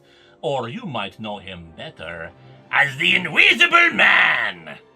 Not the same one from Universal Monster fame, not even the original H.G. Wells tale, but along the same lines. Dr. Glass recently has been fired from Wayne Tech for breaches in ethics, but all he knows is that they were fools to disregard him on the potential for his experiments. However, another Batman villain sees the potential in his work and hires him, providing him with a laboratory all his own where he can work. Which villain? Black Mask, crime lord, and guy who walks around with a black skull mask on, which makes him A-OK in my book. Dr. Glass makes quick progress in his work, developing a serum that turns his skin transparent. As he continues to strengthen the formula, he gets it down to making even his muscles invisible, leaving what appears to be a floating skeleton and organs around. The formula makes him ravenously hungry, and he goes out to get a lot of snacks, claiming his first victim, a deli counter clerk. We later learn that the serum drives you mad, alters your brain chemistry, hence why he's suddenly so happily homicidal. He finally perfects the serum so that it will turn him completely invisible. But the effects do not last forever. As he grows more and more mad with power, he confronts Black Mask directly again, wanting power and vengeance upon anyone who has tried to use him before. While Black Mask is ineffective in convincing him to work for him, he does not kill him, but instead goes upon a rampage of murder elsewhere. Batman is drawn into events as he hears about the mysterious deaths, those talking about a ghostly pair of hands that strangled former associates, a former boss or two of Dr. Glass. Still, Batman himself is having his own issues. It seems that as time goes on, the mystique of the Dark Knight is lost on the criminal population. They know he is not some inhuman monster, but a man in a costume, someone they can fight and hurt. The fear and intimidation he once possessed is lessening just as quickly as Dr. Glass's formula. Yes, indeed! The period spent invisible is less each time, no matter how much of the serum he takes to try to stave off the eventuality of opaqueness. After a few encounters with Dr. Glass, Batman finally lures him into a trap at an isolated cabin up in the cold woods, developing special lenses in his cowl to see the Invisible Man. But also having acquired a sample of Glass's invisibility formula, Batman decides to try a new form of intimidation with it, turning himself as clear as glass just the same, as if he was just a floating cape and cowl. His trap works, burning off Glass's hair, beating him up, and almost taking his life. It is only thanks to the yells of Commissioner Gordon that he does not murder Dr. Glass, a side effect of even just once taking the serum. With Dr. Glass no longer invisible and in custody, Batman decides the power that the invisibility gave is too great, too easy for him to try to use it to strike new fear, and too risky for the murderous consequences of it, so he destroys it. Batman Unseen pits the Caped Crusader against yet another classic monster, one of the unchecked immorality of man when it is freed from consequence and the judging eyes. Hell, he even becomes victim of that temptation himself.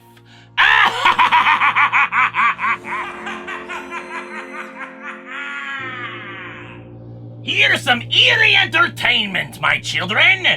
You know the nice thing about anthology series? I don't have to look at them in order. So, let's go back and take a look at the second issue of the best in illustrated science horror. The first of 3 tales brought to us by dear Cousin Eerie talks about our friend the ant. Thomas Gibbons had a meeting with the military for a unique product he wants to sell to them. The ability to control and send ants off on whatever dirty little errand they desire. They would like a demonstration of this remarkable achievement, and he asks for a few days to prepare. Only for us to discover that Thomas is actually an intern for the actual scientist studying this avenue, Professor Poda. Poda absolutely refuses to use his research for military applications, saying that ants are our friends, that when he was abandoned by his family as a child, the ants were the only ones who stuck by him, and that they are not a hive mind, but full of individuals with their own thoughts and desires. But Thomas sees no point in all this unless they can get rich, so he takes matters into his own hands, replacing Poda's regular ants with flesh-eating East African ants. They of course devour Poda, though it takes him 3 days to die. The military are indeed impressed with the technology, and he gets very, very rich. But it seems the ants are quite unhappy about what Thomas did to their friend, the human. For in 6 months, Thomas finds himself locked away in his panic room, with a swarm of ants to see if it takes just as long for him to die. Next Next up is signaling the end. Dr. Patel meets up with his friend Greg to have the same argument they've been having for a decade. Greg thinks Patel is wasting his life and career on an algorithm that is designed to detect signals in space, looking for intelligent life out there. Greg thinks he'd be better off helping him out with his own research. He feels he's close to modifying human genetics. You can program DNA like you can program a computer. But Dr. Patel may have been onto something, for when he returns to his lab, it has picked up a signal in deep space. It's like music. The signal contains the first 200 prime numbers encoded in binary, clearly only possible with the work of an intelligent source. But Dr. Patel spends almost a day listening to it, so he passes out while the world celebrates proof of intelligent life and must be taken to a hospital. And it's there where Greg realizes the truth. The signal is not just music. It's a program that rewrites human genetics. And within 36 hours, the entire world has listened to the music. And now it broadcasts that same signal as well, with the two now simply wondering, will it ever let them die? Our final tale is an experiment in fear. It is 1943 in Germany, specifically a concentration camp. Colonel Kolb has arrived to take charge of the camp and is briefed on an experiment by Dr. Strasser on the prisoner. A person is placed in the room, expecting to be killed, and they just wait, letting their fear overtake them, and then releasing some false alarms on them. Hissing sounds, strange colored mists, and a little bit of actual poison into the air. Not enough to kill, but enough to keep them from relaxing, never become resolved to their fate. To the Nazis, this is simply more proof to them of their superiority. Later, Strasser sneaks away from Colonel Kolb's welcome party to check on his latest victim, only to see that the foolish guards, having snuck away to join the party, have let his subject die. Or did they? When he goes in to check on the corpse, the man escapes and locks Strasser in the room, subjecting him to the same kind of inhuman testing. And of course, Strasser reacts the same way, in utter fear as gas fills the room, unsure if it is poison or not. The other Nazis eventually let him out, but the conclusions of the test on him are the same as the prisoners. Strasser concludes this to mean his theory was inaccurate, but Berlin thinks differently, instead believing that he has secretly been a Jew this whole time, and throw him into the camp alongside the other prisoners, who are no longer separated from him by barbed wire. Eerie little tales of hope and fear, my children. Make sure you have a healthy amount of both, but don't try to get too much of either.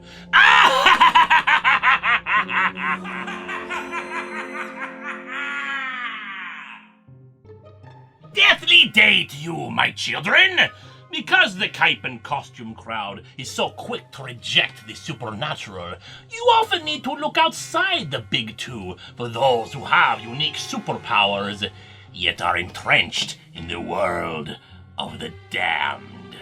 Meet the Death Vigil, a group of people brought back to life by a reaper named Bernadette who fight necromancers, one in particular dedicated to bringing primordial monsters to our universe. Their members each have unique powers and abilities drawn upon from their own life experiences. For instance, there's Sam, who in addition to having a very big shovel that he bashes skulls in, he can also summon a group of undead Vikings to assist in battle. Their newest recruit is Clara, who had fallen in love with a necromancer, only for him to try to ritually murder her to bring about the Lovecraftian horrors to this realm of existence. Sam and Bernadette saved her and gave her a new family, since hers was such a crappy one. Learning about their order and the backstories of her new brothers and sisters, while dealing with a very changed hair color, Clara also explores her own powers and weapon,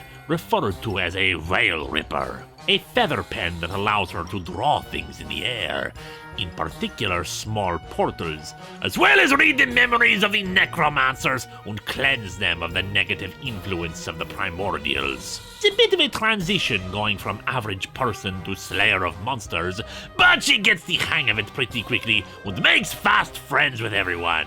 although one might wonder just why she seems to catch on so quickly, especially when she seems so capable of dealing with necromancers when she's all alone and can't read their thoughts. Ah well, I'm sure it's not important. So why do the necromancers serve the primordials? Well, most do it for their own purposes, gaining power especially, but many do so because they believe the primordials can return their dead loved ones to them. That was the case for Clara's boyfriend, trying to bring his father back to life. But for one woman, a scientist named Maria, she seeks to restore her daughter to life. Ah, she can even see her daughter talking to her, instructing her on translating ancient text and tablets for a primordial named the Abyss. She seeks to resurrect her daughter using a ritual involving several veil rippers, forcing the Abyss to bring the conflict between the Death Vigil and the primordials out into the open, striking in large numbers across the world so that the media has to pay attention to it, and thus bring out their enemies in a more open showing. With the final veil rippers she requires brought about, the truth is soon revealed. It was not her daughter that was talking to her, but a true primordial known as the Thorn. As the creature is born, the remaining members of the Death Vigil go to confront them and try to stop it, barely managing to hold it at bay. Bernadette even assumes a more appropriate form, more deathly and skeletal, just the way we like it around here, my children. The Thorn tries to make its way to Earth and devour it with its many tongues, but they are able to destroy it and bring an end to the Primordials' plans. For now, at least. After all, the Primordials' worshippers, the Pale Ones, are still out there, and Maria herself seems poised to rise up once more. And there is, of course, the questions about Clara. But that's it for now. There is even more to Death Vigil that I could have discussed, my children. So many delightful characters, so many delightful monsters. But for more, you'll have to read it for yourselves.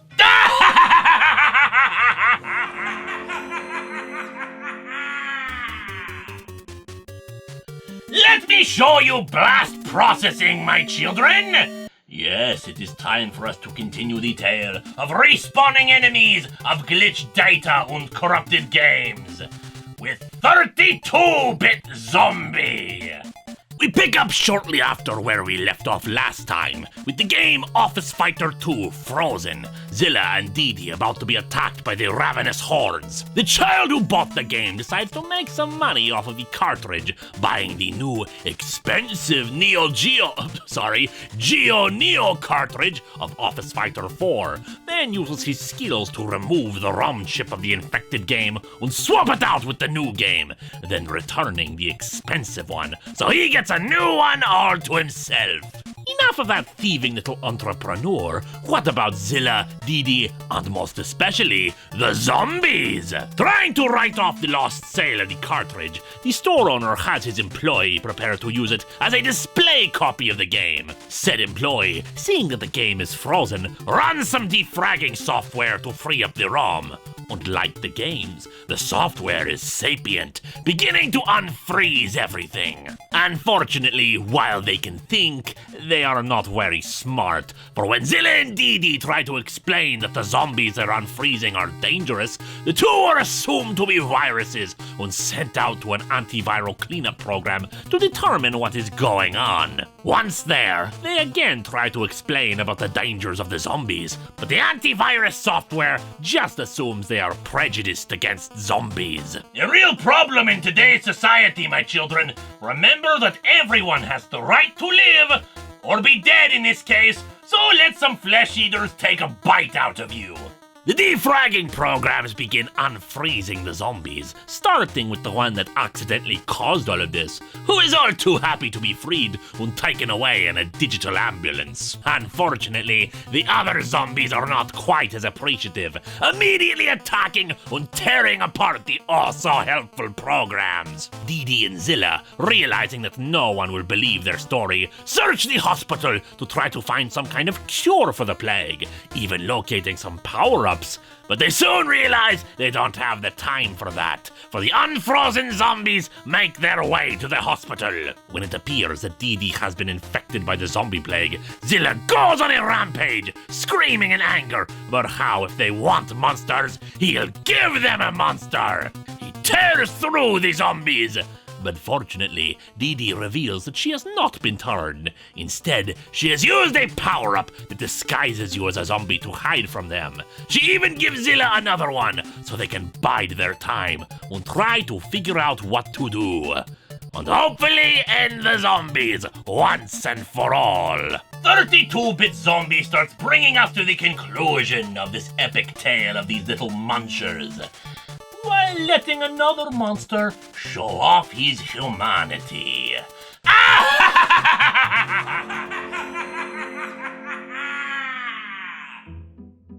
Meowing morning, my children! It's been a couple of years since we checked in on Count D and his pet shop of horrors. So, let's rectify that, shall we? The first story, Diamonde, deals with international political intrigue. Garuna, a small country, has recently lost its king. Being a monarchy, it was expected that his son would take over, but of course he had no children, his queen having become incapable of having children after an illness. However, a mistress has turned up, pregnant with an illegitimate child. Funny thing about that though, apparently she was artificially inseminated, so now she is a marked woman for the political rivals wanting to see that the baby is never born. She has come to the United States for sanctuary, at least until the baby is born, but matters are soon complicated as the Queen of Garuna comes to Count D's shop.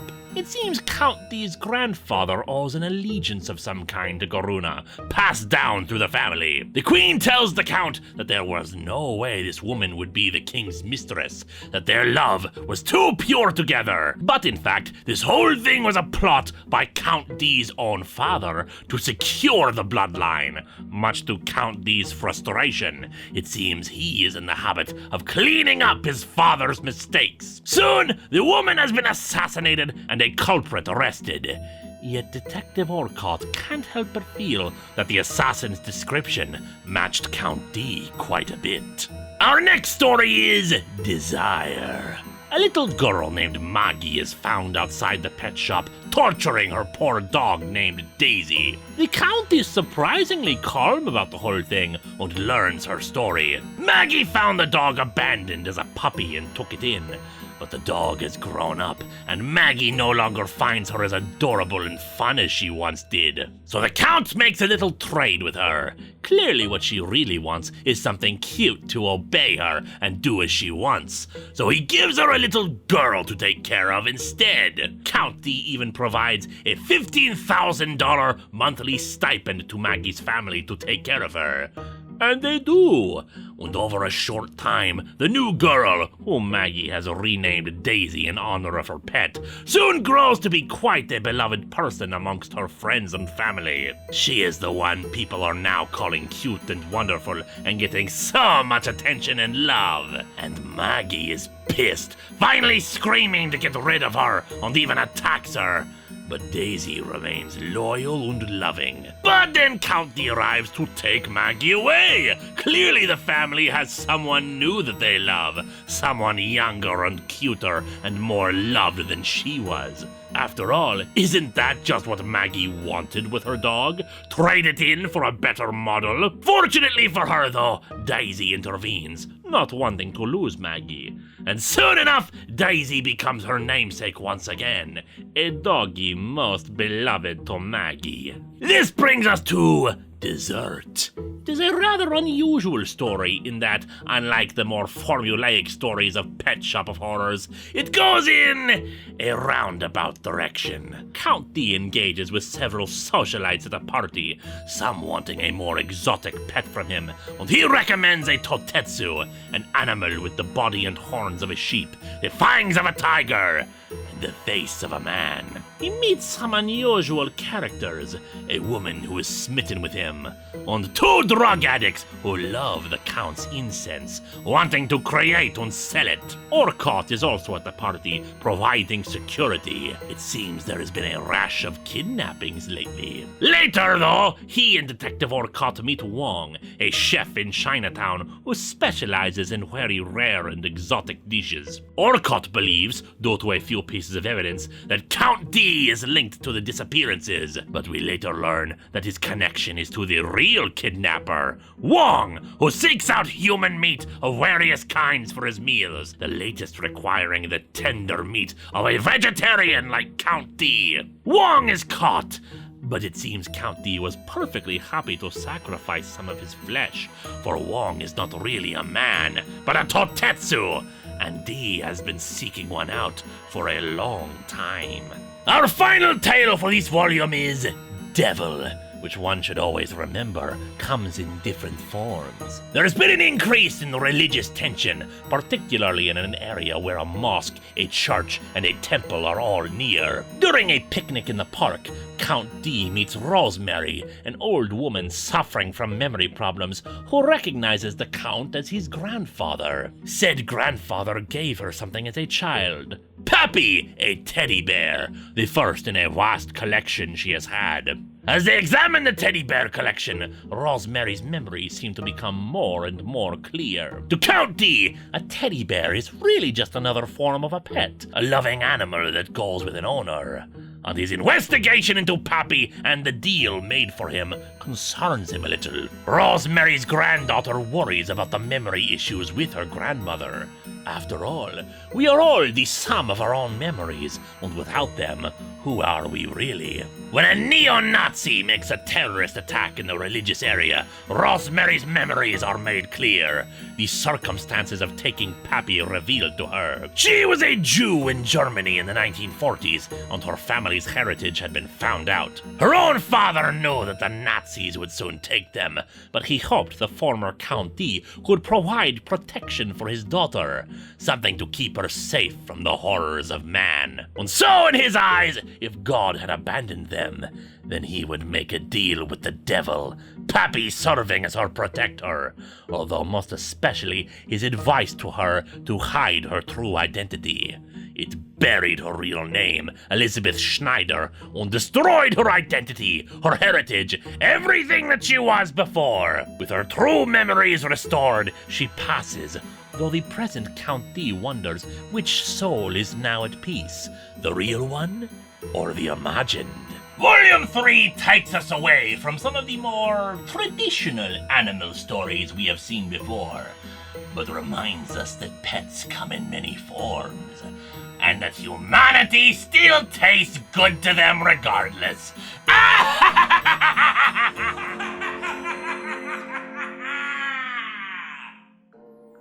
Salutations from space, my children! Over the years, MGM has released a number of its movies on VHS and DVDs. In particular, B-movies under the title of Midnight Movies. And for a brief time, IDW adopted a couple of those movies into new comics. So behold, my children, It, the Terror from Beyond Space. This is one of the rare examples where the comic adaptation of a movie is arguably superior to the original.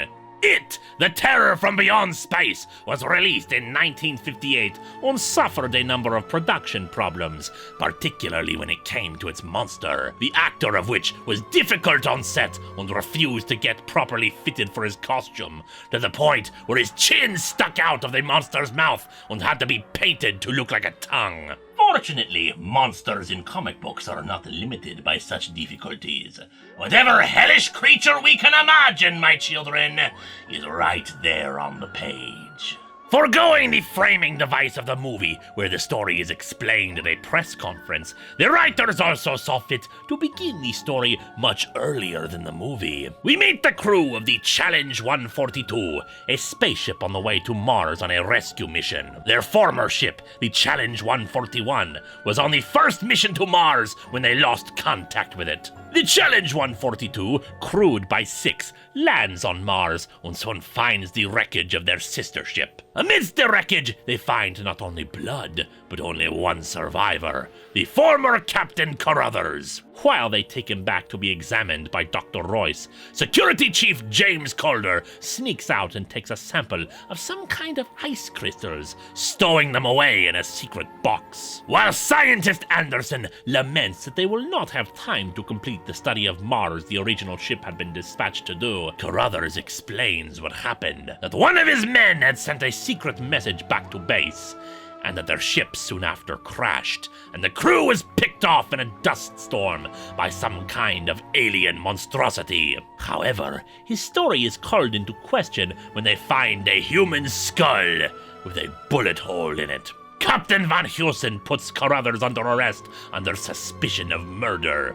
After all, there's only one kind of monster that uses a gun, and he would be more likely to survive on Mars alone than with a full crew. However, that theory soon goes out the window as Quartermaster Keinholz heads down to the base of the ship and is attacked by the monster Carruthers described. When they find his body, it has been drained of all moisture, leaving only a husk. The crew bands together and seals the monster below, learning that Calder was indeed sent on a secret mission to retrieve something from the Martian surface, and that it's likely that whatever was inside of his ice sample thawed and grew to what it is now. The remaining crew band together to think of ways of fighting the monster. Bullets seem to only annoy it, so maybe poison gas can repel it. Unfortunately, that attempt ends with the captain severely wounded in the battle. What's worse, the fighting may have damaged the navigational systems, since the ship is now flying off course. The only way to manually correct the mistake is to go past the creature to the appropriate engine controls by walking outside of the ship. But while Carruthers and Calder make the spacewalk, Captain Van Heusen awakens, delirious from the attack and loss of blood, and forces his way onto the bridge, believing he can kill the creature by unshielding the atomic reactor. Of course, doing so would flood the ship with radiation, and Anderson is forced to kill her captain to save them. After completing the course correction, the monster attacks Carruthers and Calder, forcing Calder to shove Carruthers in an airlock to save his life. With only the 3 of them left, Dr. Carruthers finally finds a way to kill the creature. While in the original movie, the monster was suffocated in a vacuum, here they discover that the monster is hyperhydrated from water poisoning. The atmosphere on the ship is much more humid than on Mars, so as it drains the water from their bodies, it is actually drowning itself. They try to lure the monster into the water tank storage using Van Heusen's body, but it sees through the attack, forcing Dr. Royce to sacrifice herself to bring it to the water tanks and flood the area, killing it once and for all. Thus it leaves Anderson and Carruthers as the only 2 survivors of both expeditions, with the fear that they may wish to skip Mars in future explorations, for it would seem that another word for Mars is death.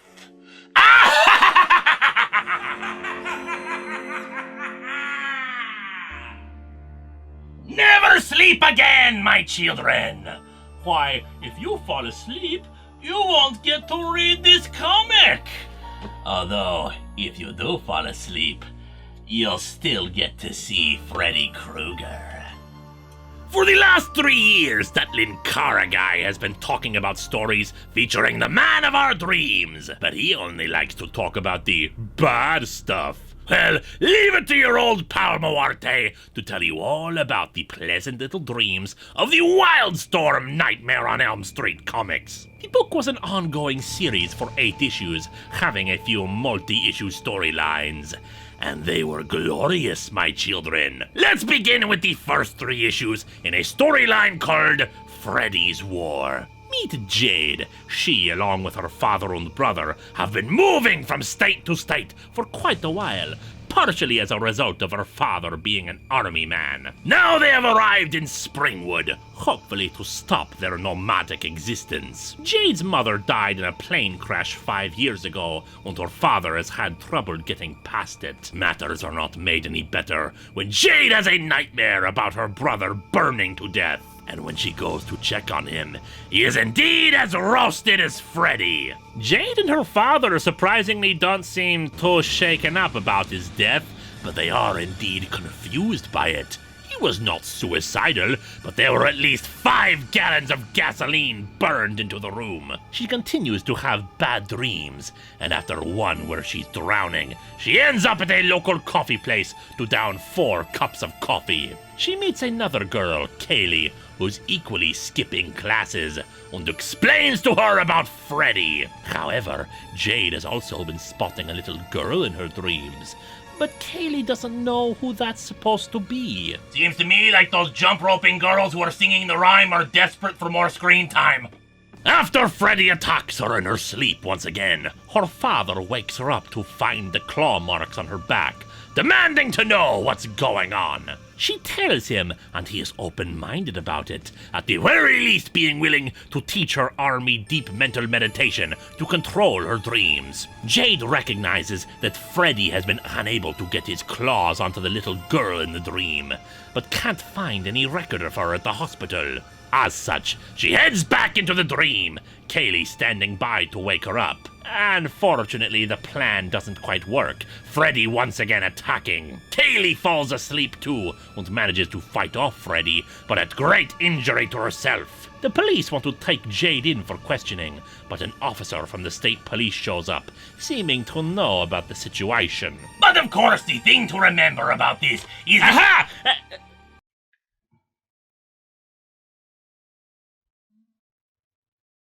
You can go now. Sorry.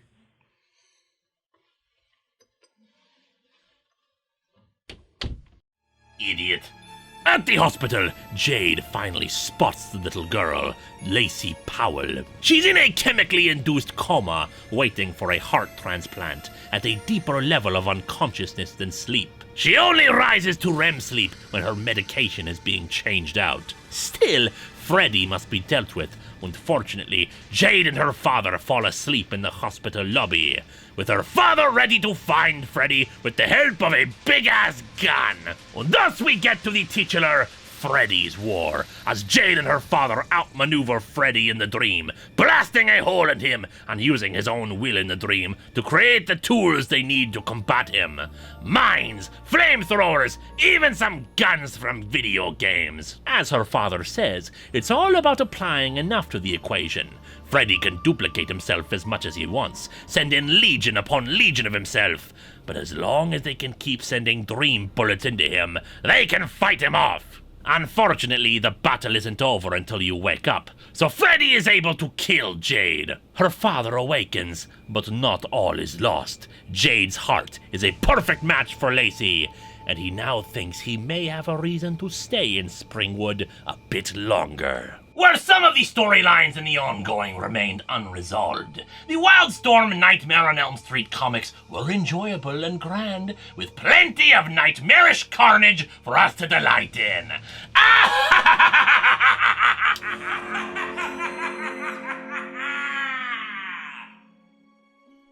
Happy Halloween, my children!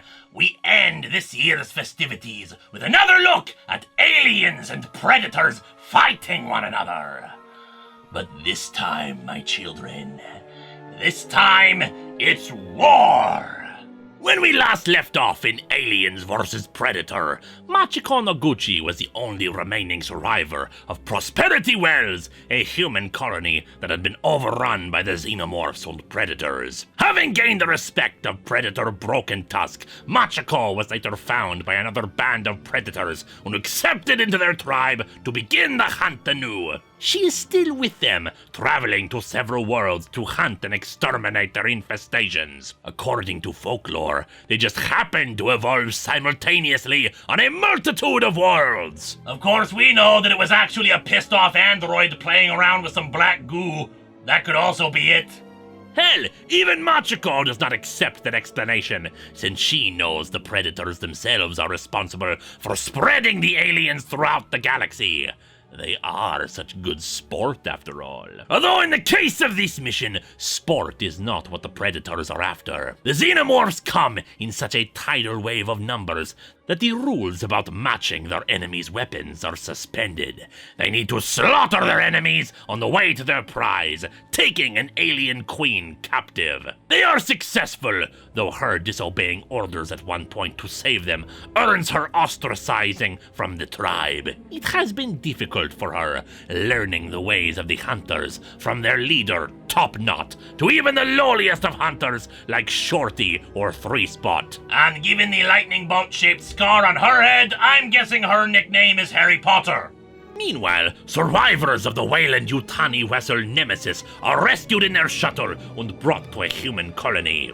They are from another miniseries, Aliens Berserker, and whatever happened on the Nemesis, the Home Office wants to know about it. Once the survivors land, though, they are taken into custody to see if any of them have something swimming around their chests, waiting to burst out. However, it's not the humans they have to worry about.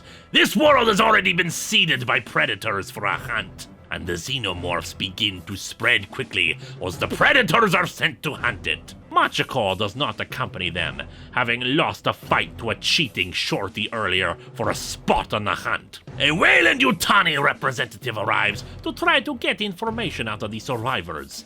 It seems they think they have information from the miniseries that they believe will be helpful to them when they try to sell people on the weapons potential of the xenomorphs. You ever stop and think how much money this company has wasted trying to make these things a viable weapon? Don't get me wrong, I quite prefer them. But you'd think at this point they would just cut their losses and make some money with a bigger gun or something.